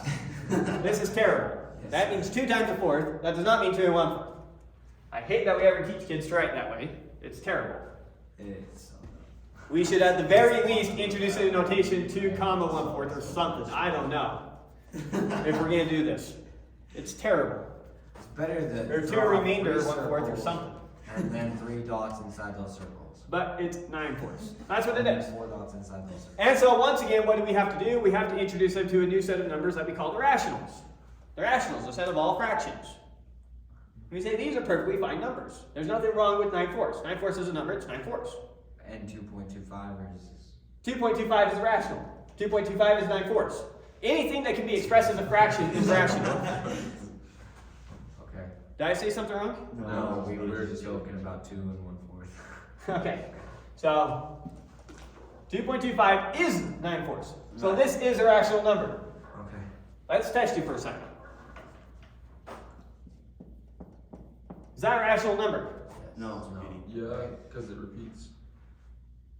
No. Right. 1.2121. Is Yeah, that it's rational? Yes. Yeah. Yeah, it's very easy, a rational number. What rational number is this equal to? It's equal to 12121 over 10000. Oh, too many zeros. No, right number of zeros. There we go. Yes, correct, yeah. Yeah. Right? Yes, but that's not. No, 1, that's 2, correct. 1. Yes, right. Is it? That's exactly right.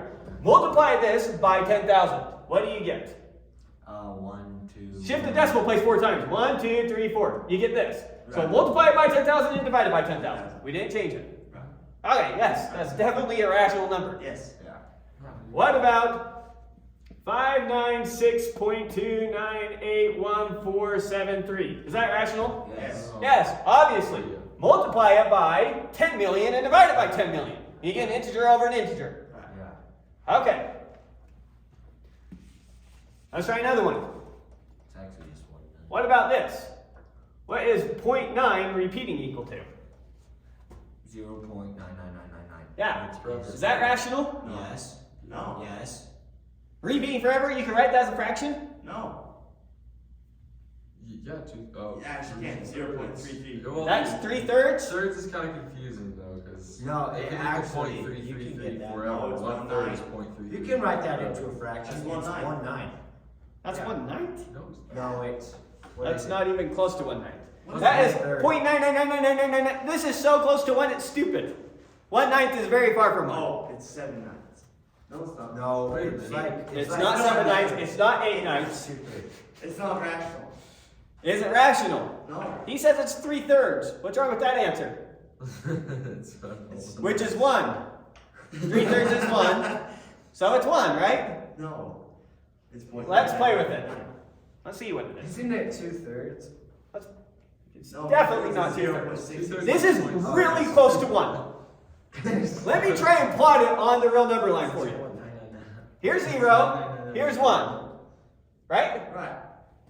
2/3, somewhere right there. First we're talking about not just 0.9, 0.9 gets us to there. 0.99 gets us to there. 0.999 gets us to there. Right. And so Okay, so any of these fractions you're coming up with, way off. Not 1/9, not 7 ninths, not whatever else. Right, it's not fraction. It's So let's look at this thing. Let's just say, let's assign it some value x. I don't know what it is. Let's play with it. Let's say x is equal to that thing. Okay. Let's multiply both sides by 10. So then what is 10x equal to? 99. 9.99999, right? Right. So that's equal to 9.9 repeating. Right? Right. Now I'm going to subtract both sides. I'm going to take the bottom minus the top. So this minus this minus this. What's 10x minus x? 9x. 9x. What's 9.9999 minus the 0.9999? 9. 9. And so we get x is equal to 1. And so yes, 0.99999 repeating forever is irrational because it's equal to 1. What the? Is that real? That's Oh, as yeah, real as that's it real. comes. That makes sense because you're erasing. Yeah, it's 3/3. I thought that was a great answer. 1/3 is 0.3 repeating. Multiply that by 3. You You get 0.9 repeating, 3/3. Oh my gosh. Damn. Smarter than any teacher I've ever learned. So, that's rational. It's natural too. Let's try another one. What about if we have something Wait. like I have a question. 52.689 or 69982, all repeating. So rounding up isn't just something we brought up because we're lazy. It's an actual thing. Like it. What we did just barely was not rounding up. it We did not say 0.9 repeating rounds up to 1. We said it is 1. Identity are the same. There is no difference between them. Not they're really, really, really, really close. No, there's no difference between them. But that's saying that there's That's saying that there's no difference between them. That's what that's saying. saying That's exactly what it's saying saying. that 0.9 repeating is equal to 1. Yeah. Yeah? That's two different numbers. It's Exactly equal to the 1. same. One's equal to 1 and 0.9 is equal to 1. No, 0.99999 forever is equal to 1. We can write 1 lots of ways. 2/2 is equal to 1. So could that mean that one of those doesn't exist? We can write this as 97 to the 0 is equal to 1. There's lots of ways to write 1. Why are all those different ways? Oh, that's okay, that's a bit. No, that's, you use different symbols. Whoever said 97 is equal to 1. 97 to the 0 is equal to 1. That's to the power of 0. You don't know about that. You don't know about that? Let's see. You know that when I have 2 to the -1 Oh, we did learn about is that. equal to -1. No, it's Negative 1/2. You flip the reciprocal. Right? Right. Yes. Okay. And a refresher. And 2 to the 1 Talking about numbers again. is equal to 2. 2. Yes. So that is equal to that times that. When you multiply terms, you add exponents. Right. So 1 plus -1 is 1. Well, 0. one 0. plus 0. 0. So this is the same thing as 2 to the 0 is equal to 1/2 times 2 is equal to 1. This works for any number x. okay. So if I Our have teacher x to never the explained 1 it like that. Yeah, they always just. times x to the -1, It just equals They're that. always like that's equal to This is x just over x understood. is equal to 1 is also Yeah. equal to Right. x to 0. no. Can't prove why, it just is. Yeah. That's bullying for everything. Understand that the majority of people who go into math education do not have a good education in math. You heard me right. The majority of people who go into math education do not have a good education in math. Yeah. As a general rule, if someone really gets their math, why on earth would they go into math education? What an awful field. Right, they don't need to. Right? There's much better things they can do that are much more fun and pay much better. Right. Math education, terrible idea. And so as a general rule, it's people, like at my department, I have people going for a math degree and a math education degree in the math department. Now, almost everyone starts out going for a math degree, and then you get to what are called weed out courses that are really hard, meant to check, are you in the right major? And a bunch of them have to fall out to math education. And so almost every single person who really gets math ended up getting a math degree, and they didn't go into math education. And almost all the people who were struggling ended up in math education. Math education is So you're educating people on math. It's teaching Math education is you're going to be a high school teacher teaching math. Is logic. Is the logic of math. Logic is never going to get taught anywhere. No, I'm saying is like the logic of math. Like it brings logic into math instead of memorizing all these things. Like 2 to the power of 0 is an understood 1. There's no meaning, but it's just understood. Well, That's how I don't know, because you're talking about logic. So, because logic means something. Yeah. Right, everything can be proven. Well, If it's true. that's not true, and that's also not true. But we don't have time to get into Gödel's incompleteness theorem. But you can Google it if you want, Gödel's incompleteness theorem. There are things that we know are true, that we know it's impossible to prove that they're true. Okay. But you can prove X. Like what? So 0. Okay, yes, that we can prove quite easily. I don't want to get into, look, most likely do a college algebra course next year, and we'll do algebra right. College algebra, we'll actually start with the axioms on the algebra of the real numbers, and we'll prove these things. Wouldn't that be nice? But that's for next year. This year we're doing geometry. Okay. So I talked about this number. Is this number rational? No. Yes. This time it's repeating, but it's not the same digit over. You guys understand what I mean by that line like this? As in So what digit comes next? 6, Then, 9, Then- 9, 8, 2, 6, Perfect. 9, Okay, 8, so you got it. 9. Alright, is this thing rational? So it's not like the 0.9 where it's the same thing repeating over and over again. I feel like I'm gonna get thrown another curveball. It's always a curveball. Why would I throw you an easy one? Right. There's no. We already know you can hit that one. The question is, can you hit a curve? Yes. You will try. Might not get a whole number. Yes, So no. the answer is yes, and we're going to use almost the exact same procedure. Right. Multiply by 10. Not by 10. This time we're going to multiply it by 1,000. 10, 100, 1,000, 10,000, 100,000. 100,000. So if we say x is equal to this, Yes. then 10,000x, 100,000. is that 100,000? Yeah. Yes. No. Five Yes, digits, yes, yes. 10. He's right. Oh. 5 digits. Good catch. Then 10,000 of those is going to be 5.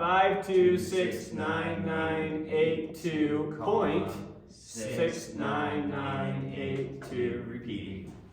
Right? Right. Yes. In that same procedure, this minus this gives me 9,999x is equal to this minus this. So that's it's real easy. That's fine. Yeah. It's 52699. 82 minus 52 leaves me 30. And then the decimals cancel out.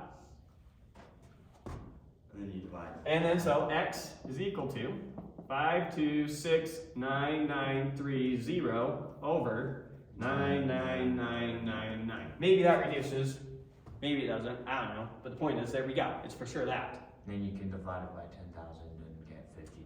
Well, we don't need to mess with it. We're done. Right. Look, we got an integer over an integer. That's a rational. Right. It's a fraction. X is a fraction. So x equal to this thing is this thing. Right.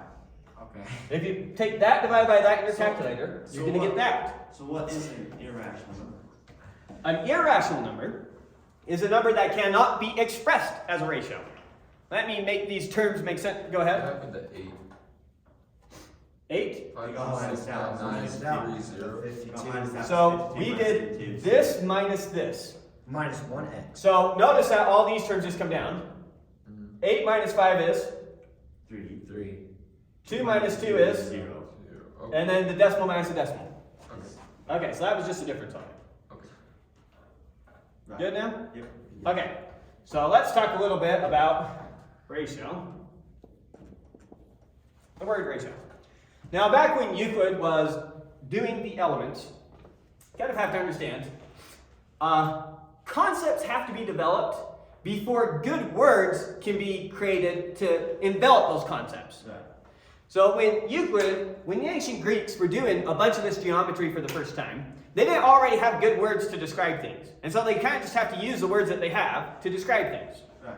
And so when Euclid would talk about the ratio between two numbers, right? If I were trying to say that this thing is 3 times as long as this thing, so the ratio between those two segments is 3 3. to 1.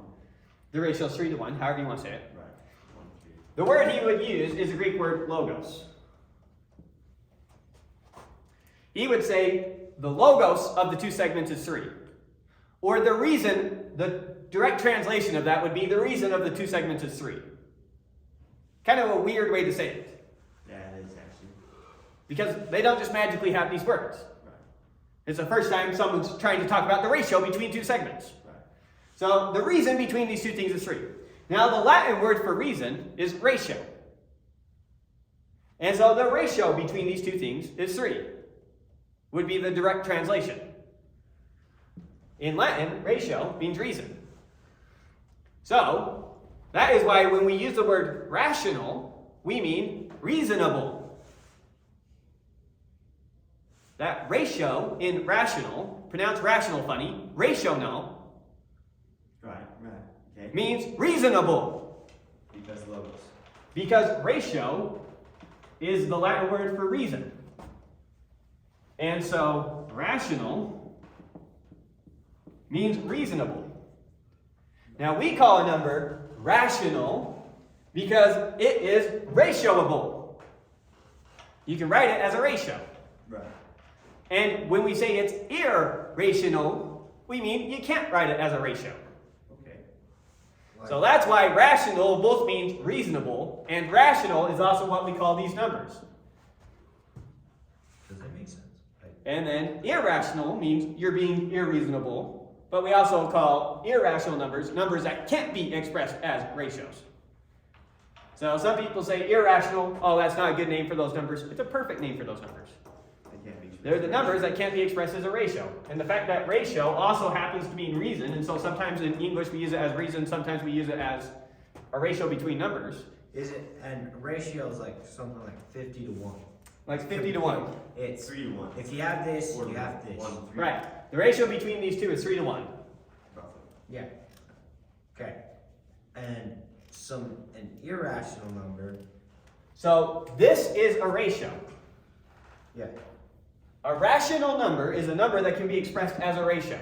Right. A fraction. An irrational number is a number that cannot be expressed as a ratio. But it, like, after your logic, is there a number that can't be proved as a ratio? That is a wonderful question.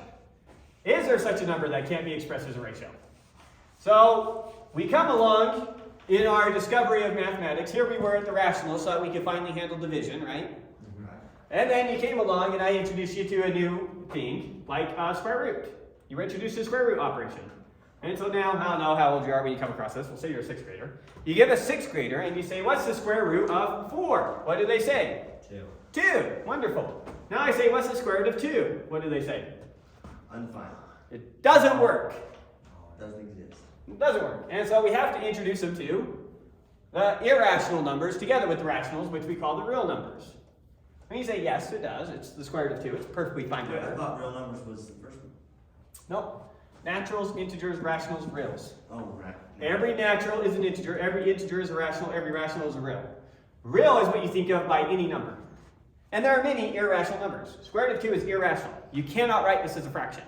You can't write it as any, like, you don't know what it is. There are no two numbers a over b such that there's no two integers a over b such that a over b gives you the square root of 2. Interesting. Doesn't exist. There's no two numbers that times together to get 2. No, The square root no, of no. That are the same number that times together to get 2. Correct. Well, there are. We could say. But that say number is the square root of 3 2. times 1. You can't express it as a ratio. There's no fraction such that when I square it, I get 2. There is no fraction I can find a over b such that when I square it, it's equal to 2. I think that's what you're trying to say. Yeah. That's what we're trying to There's no rational number such that when I multiply it by itself, I get 2. Okay. Oh, okay. Let me think about this. So, I can prove it to you really quickly. Not a full proof, but a Okay. kind of proof. Yeah. So here's a kind of proof. Let's assume that I can find two integers, a over b, such that a squared over b squared is equal to 2. Right? Okay. And I'm going to put another condition that I'm not going to say out loud, or that I'm just going to say out loud, I'm not going to write in words. You know that every fraction can be reduced. If I were to tell you, what is 10/8 equal to? 2.25. 2 point, no. No, reduce the fraction is what I'm saying. Can you reduce the fraction? Oh, yeah, 5 5 over fourths. 4. 5/4. You knew that 2 went into the top and bottom, and so you could reduce it. Right. You know that anytime, if I ask you 128 over 266, I say, is there a common factor between these two things? Yes. Yes. For sure, 2. For sure, yeah. Okay, so if I write a squared over b squared is equal to 2, then I can always reduce it. If both a and b are even, I can always reduce it so that one of them is odd.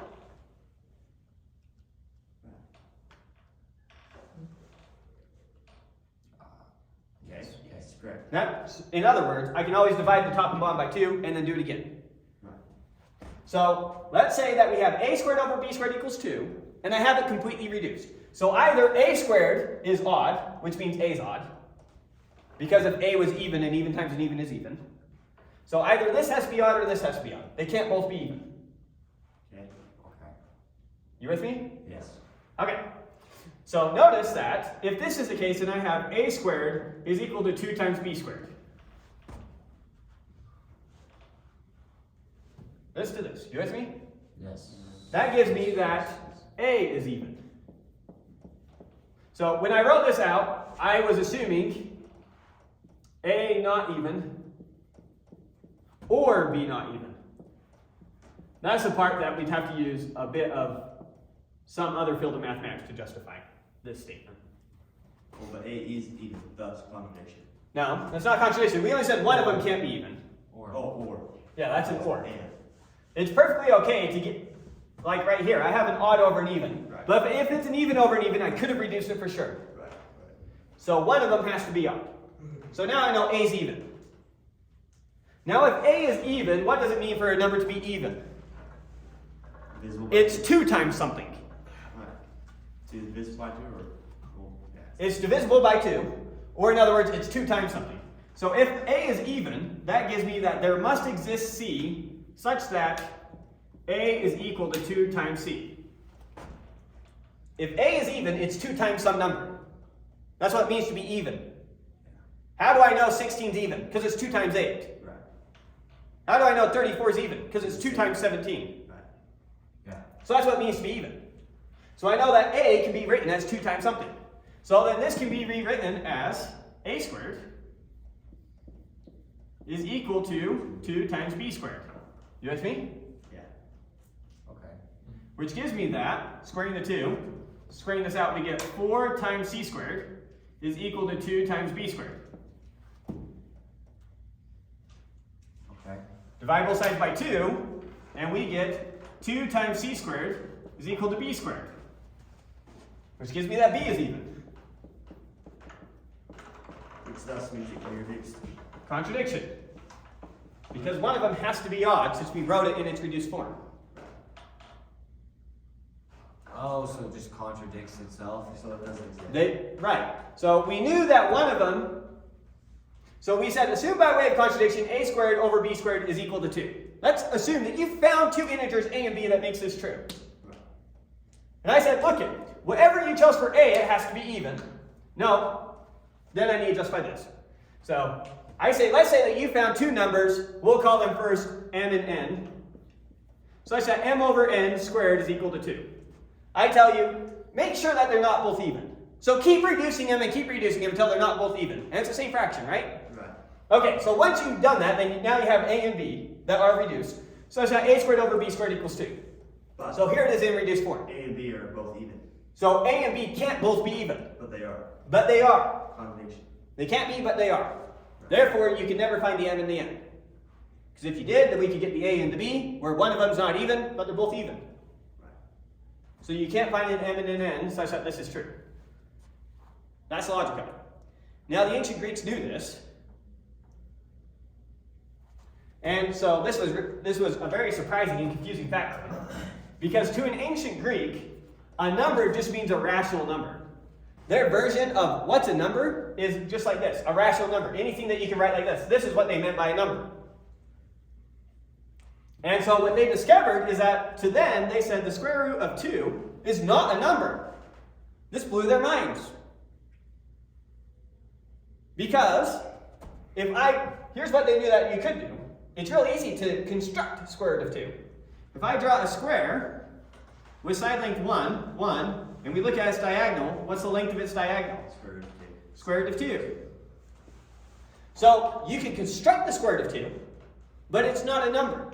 I can construct something that has that as its length, but it's not a number. This is one of the reasons the Greeks, when they do things, prove things in algebra, they do all their proofs geometrically. Because they thought geometry could somehow talk about quantities that numbers can't. Geometrically, I can talk about this distance, but it's not a number. And so that's why the Greeks went nuts developing everything with geometry and not the algebraic way that we do things. It's because they thought in some sense geometry can capture quantities that numbers can't. Right. So it's very unintuitive that there are irrational numbers, but there are. And there's tons of them. Pi is an irrational number, square root of 2, square root of 3. Any square root that doesn't come out even, it turns out is irrational. So pi is the square root then? No. No, not every irrational number is the square root of something. I mean, you can say pi is the square root of something. Sure, it's the square root of pi squared. Right. And pi squared is So you're irrational. saying pi is an irrational number? Yes, pi is an irrational number. Okay. And another irrational number would be 1.4369458810. It turns out any number that doesn't have a repeating decimal is irrational. And if it does have a repeating decimal, then it's rational. Okay, Right. yes. That But makes it can sense. go on forever, just point. Right, we just barely showed, we erased the number, but 52.699784, whatever it was, repeating forever, Well, is it could be rational. like pi, where it doesn't repeat at all. If it's like pi where it doesn't, if there's no pattern in how the digits repeat, there's no repeating pattern, then it's irrational. If there is a repeating pattern, then it's rational. How long is pi? Is it never ending? Yes, all irrational numbers, if you write out their decimal expansion, are never ending. They'll just go on forever. And strictly speaking, we think about every decimal number as being never ending. So even 2, we really think about as 2.0 with O repeating forever. Right. And so it's a repeating decimal. And so it's rational. Right. Okay. So that was a lot about rationals, or naturals, integers, rationals, and irrationals. Which is a large part of what we were trying to get comfortable with there. We were a little all over the place, but we eventually got to everything. Okay. And then the author introduces, we're not going to prove any of these, but he introduces inequalities on numbers and some properties that they have that you already know that they have, but we'll write it out once. So, inequalities. So when we're talking about two numbers now, not segments, when I say x is less than y, that is defined to mean, A number, x, is less than the number 1. yeah, so x and y now are real numbers. Anytime we talk about a number from here on out, we're going to assume it's a real number. Maybe rational, maybe irrational, but a real number. It's a repeating decimal. It can be expressed as a repeating decimal. Well, So- a repeating decimal is a fraction number, no? Oh, sorry. Any decimal expansion. Maybe repeating, maybe not. Right. Good. Okay. So, he defines x is greater than y. That means that x minus y is positive. And so it's understood when you're given this definition that you know what subtraction is. He defines that in the algebra review, if you want to see his exact definition. And then positive is just a primitive. We can't tell you what a positive number is if we're going to tell you what greater than or less than is. In a sense, it's one of those undefined things. And so you just have to understand what a positive number is. We could explicitly write out all the positive numbers and say it's defined to be these things, if you want. But then you go But it's understood that you know what positive is in this context. So the, What if x is 6 and y is 3? Okay, what is 6 minus 3? 3. Is that positive? Oh yeah. No, I was thinking odd and even. Good. It just has to click in your head what you're talking about. Okay, Yeah, gotcha. I was thinking odd and Right, even. right. Good. Well, that's the same thing. But yes. Oh, right, so like if negative 30 is greater than What is bigger, negative 30 or negative 60? negative 30. Negative 30. Negative 30 is bigger than negative 60. So let's look at what is negative 30 minus negative 60. It's 90. It's 30. Positive. It's positive 60. It's negative 30 plus 60, Yes. which is equal to, It's positive 30. so it's a positive number. Yeah. So yes, negative 30 is greater than negative 60. So that is true. So it works out the way you expect. Yeah, I'm just. That's fine, yeah. That Just keep makes thinking sense. about it, it'll click. So we have all these things. So A, if we know x is greater than y and y is equal to z, then what do we know? X is greater than Z. x is greater than z. And we know that simply using the law of identity. Equals, maybe substitute for equals. B, we know if x is greater than y, and y is greater than z, then Wait, then y equals z? Oh, I got you. if x is greater than y and y is greater than z, Then x is greater than z. then x is greater than z. How can we show that really quick? Just do a side scribble proof. If x is greater than y, that means x minus y equals a, where a is positive. Right? Positive, okay. And if y is greater than z, then that means y minus z is equal to b, where b is positive. Right. Okay? So now let's look at x minus z. X minus z is equal to x minus y plus y minus z. I just subtracted and added y. Okay, Is equal to, what is x minus y equal to? positive, A. or A, yeah. What is y minus z equal to? B, B. And a positive plus a positive is positive. And so x minus z, x is greater than z. So if I know this and I know this, then I know, sorry, if I know this and I know this, then I know this. has to be that. So there's a quick proof of that. I don't want to prove all of these. I think most of them are just intuitively obvious to you, and they're more about algebra than they are geometry. So I'm okay skipping some of this. Next, x is positive if and only if x is greater than 0. How would we prove that? If x is positive, x minus 0 is x is positive. And if x minus 0 is positive, x minus 0 is still x, so x is positive. Hopefully that's enough for you to kind of see it.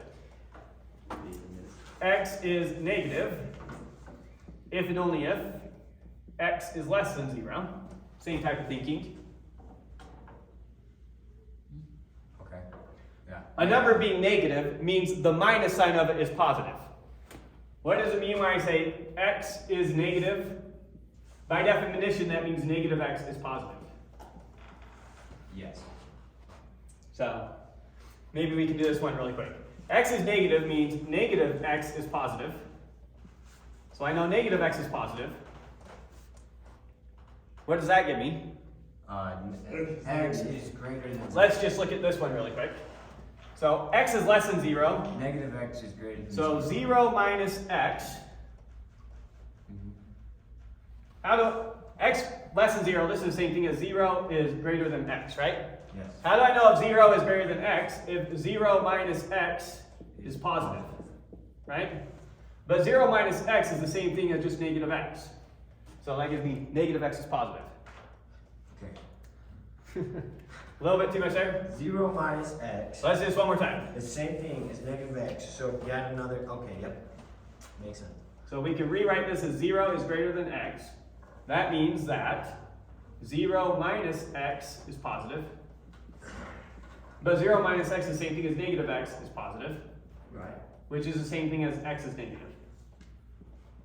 So if I have x is negative, I have negative x is positive, I have 0 minus x is positive, I have this. If I have this, I have this, I have this, I have this. So proving one way, proving this way means start with x is negative. If x is negative, negative x is positive, 0 minus x is then positive, so 0 is greater than x. And then if we start with this, we're proving this way, start with this, that gives us this, this, this. I don't know, don't want to spend too much time on these, but enough that you get the idea. Okay, E is x is greater than y if and only if x minus y is greater than 0. Well, I know x is greater than y if and only if x minus y is positive, and we already showed something's positive if and only if it's greater than 0. So let's just combine the definition with C. And D, I'm guessing goes the other way, for x is less than y. Nope, it doesn't. Finally, if x is greater than y, and You want to say F, not D. thank you. if x is greater than y, that's a terrible greater than sign, greater than y, and u is greater than or equal to v, comma, not comma, then x plus u is greater than y plus v. And we won't bother proving that. Yeah, right, that's kind of obvious. If x is greater than y, and I add a number that's bigger to x than I add to y, x is, this side still going to be greater than this side. Okay, yeah. Okay. So that's inequalities. You don't need to reference these at all when you use them. Anytime you're using inequalities with real numbers, you can just use them the same way you know from algebra. But what if x is negative? If x is negative, Yeah. so plug in a concrete example. Negative So 30. negative 30 is greater than what? Negative 60. Greater than negative 60. And Pick a u 5 Oh. is 5 greater than or equal to 4. is greater than or equal to 4. That gives me that. Negative 30 plus 5 is negative 25. Is greater than. Okay. Negative 60 plus 4 is negative 56. That's if and only if x is greater than y. Right? If x is greater than y and u is greater than or equal to v, Okay. then this is true. Okay, yeah. I'm just Okay. making sure it clicks. The two postulates. We don't have time for the postulates and the theorems. Shoot. Okay, so I'll just quickly introduce the postulates, and then we'll start next time introducing these postulates again. Are you trying to do the test this week? I was trying to do a test next week, now I have to think about that. Let's do 5, the 2, 3, 4. 2, 5. 3, 4, and 5. Yeah, I don't think we're going to be able to do that, so we'll have to think of what to do. So what's homework? Sorry. Let's finish these two postulates and then we'll go from there. Okay, love it. So, our two postulates for this section are first what we call the Archimedean property, or the Archimedean postulate. So this is postulate group 4.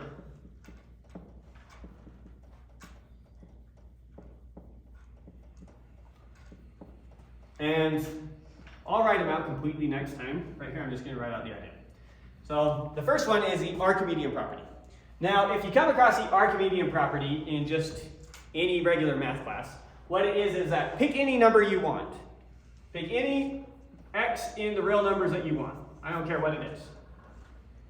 Then, so for all x in R, for any real number you choose, comma, there exists some n in the naturals such that n is greater than or equal to x. So for any real number you choose, I can always find a natural number greater than or equal to the number you chose. Okay. Makes perfect sense, right? 100%. So the Archimedean property in geometry is actually the one that tells us that we can extend line segments forever. Right now, imagine I've got some line segment on a line.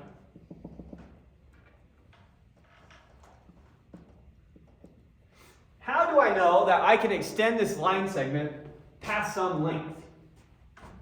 Because it goes on There's a forever. point beyond that.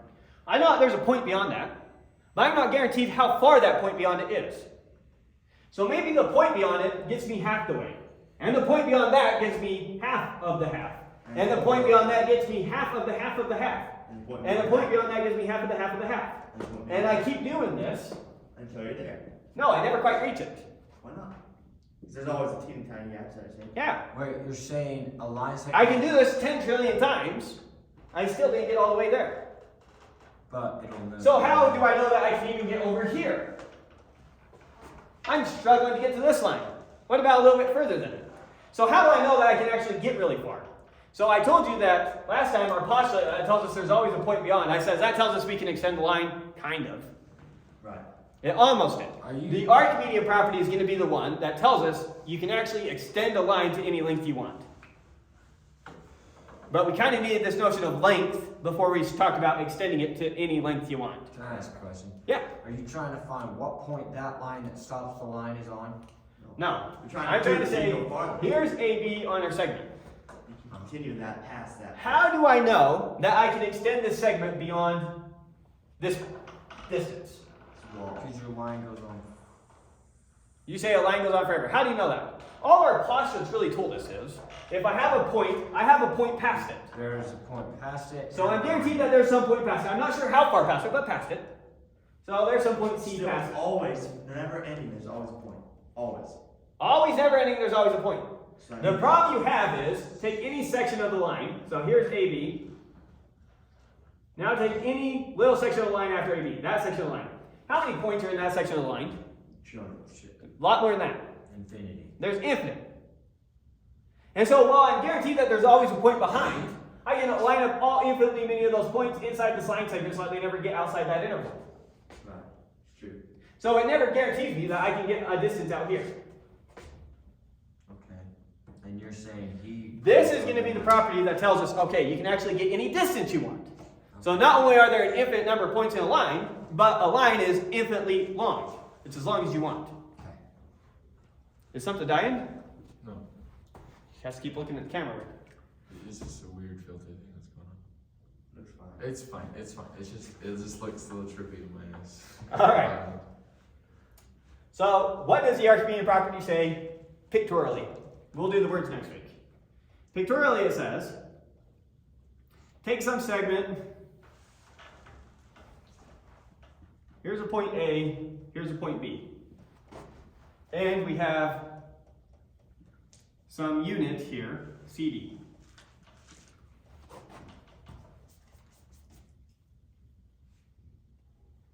Okay, yes. Okay. What the Archimedean property says is I can write out a sequence of points. So I'll write it out A1, A2, A3, whatever, all the way out to A sub n, and this would be A sub n minus 1. Meaning I'm not sure how many points it takes to get past B. Why would it be a sub minus 1? This just means the previous one. If n is 10, then this is 9, and there's 8, 7, 6, 5, 4, 3, 2, 1. It's just notation because I don't know how many points. But the Archimedean property is there exists some number n. There exists some n in the natural numbers, such that, so if we're given this picture, then there exists some n in the natural numbers, and some sequence of points, A1, comma, A2, AN.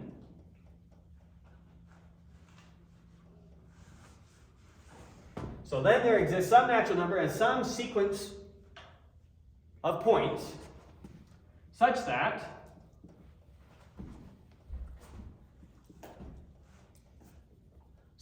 CD is congruent to A1 is congruent to A1, A2 is congruent to A2, A3 Wait, is how do you congruent know to they're congruent? is congruent to A sub n minus 1 to A sub n, such that this is the case and either B is equal to A sub n, or we have A sub n minus 1, B A sub n. Okay. In words, what is it saying? It's saying pick some unit you want. So here's some segment to some point B. Okay. Pick any unit you want, call it CD. Okay. I can measure off some number of those units Oh. such that I either land perfectly on B Or past it. or get past it with my last one. Okay. So there is some number and some sequence of points such that each of the segments made by my sequence is congruent to CD. Oh, because CD is your unit. CD is your unit. And either we end exactly on B, or B is between my last 2 points in the sequence. Because if it ends before, there's always another unit. If it ended before, if A sub n were right here, we'd add another unit. Because when you're measuring, you keep going until you get barely past it. And then that's when you realize you need to break down again. Okay, what were you saying about you can never end on that line? Or- So over here, so prior to this postulate, all we knew is that if you had a point, I had a point on that side of it. Okay. Right. I wasn't ever guaranteed that I could get a point over here. I was never guaranteed I could get a point some distance away. That was never the case. I just guaranteed there's always another point. Oh, and you're saying with that unit, And now with this postulate, I'm guaranteed that pick any unit you want, and any point you want, I can count out some number of those units, and eventually get to or past that point on this line. And so it's basically saying you can extend the line as far as you want. That's ultimately what this is giving you. It's ultimately saying there's no such thing as a point such that we can't extend a line to that point. oh, okay. In other words, the same way that the way we typically are saying it in the way we typically say it in like an algebra class would be there is no largest number. The way we're saying it in geometry is there is no largest line segment. You can always extend it further. That's kind of what's giving us. Makes sense, but it's hard to explain. Yes. I see what you're saying. And Okay, then I think, I don't know if I asked this before. So let's say you have ABC, and let's say C is beyond B. If C was the point on B, how would you write that out? Would it be ABC or ACB, or ABC, because if C is a point beyond B, then you have ABC. It'd be yeah, between A if and it's C. on If A and B are the same point, Yeah. or B and C are the same point, ABC, yes. then you can't say one's between the other. So what would you say? AB and AC. I would say B is equal to C. They're the same point. Or if you're looking for hidden information in that fact, that tells us that AB is equal to AC, or AB is congruent to AC. However the problem was worded, if No, that came no. up with a problem. Congruent can still mean that the C goes that way. Yeah. If B is the same point as C, Right, but then AB, AB is congruent to AC. that's true, but it doesn't necessarily mean that B is the same point. B as is C. the same point as C. No, I'm not sure your problem. I'm saying if this is true, then these things are for sure Oh, true. yes. Oh, That's what I'm saying. I thought you were saying if those are true, then that's. No. Okay, I was just, So I'm saying if what you said, B and C are the same point, then you know these facts. okay, just one. Okay. Now, number 2 is called the completeness axiom, or the completeness postulate. What number 2 tells us is that for any number you choose. So far what we have is, with this postulate group, with our first postulate, this tells us now we can basically measure things. This sets up our process for measurement, right? This is what we were doing when we measured things. We were counting off, you get it, pick 1/10 of a unit, count off again, pick it. And so what this tells us is, if I give you some segment AB, then it now has a length. You now know it has a length. Right. So if you have AB, that means that there exists X in R such that the length of AB is equal to X. That's what this gives us. If you have a segment, it has a length. Right. What the next postulate tells us is, now pick any length you want, we can construct a segment with that length. So this one says that for any X in R, well, let's start with, let A be any point on, let A on L, so start with A some point on L, comma. Then, for any X in R, there exists some point B on L, such that the length of AB is equal to X. So it's kind of the converse of this. From point A on L. So we have some line L and we have some point A. In And now I say pick any real number you want. Real number, yes, real number. Pick any real number you want. 17, 1/2, pi, doesn't matter. For every B on L. So. Then there exists a B on L. There Oh, exists there a B on L. exists. I can find a point B such that this distance is exactly X. I thought you said for every. No, sorry. There exists. For every real number, there exists a point. So you pick any distance you want. For any distance you choose, I can always find some point such that that segment gives me the distance you wanted. Oh, yeah, okay. Yeah. So one says, if you have a segment, it for sure has a distance. The other one says, pick any distance you want, If we there's a have a corresponding segment. Right. Yes. Make sense? Yeah. So that's intuitively what it gives us. Now we'll have to do some proofs with chapter 5 next time. Jesus, class goes too fast.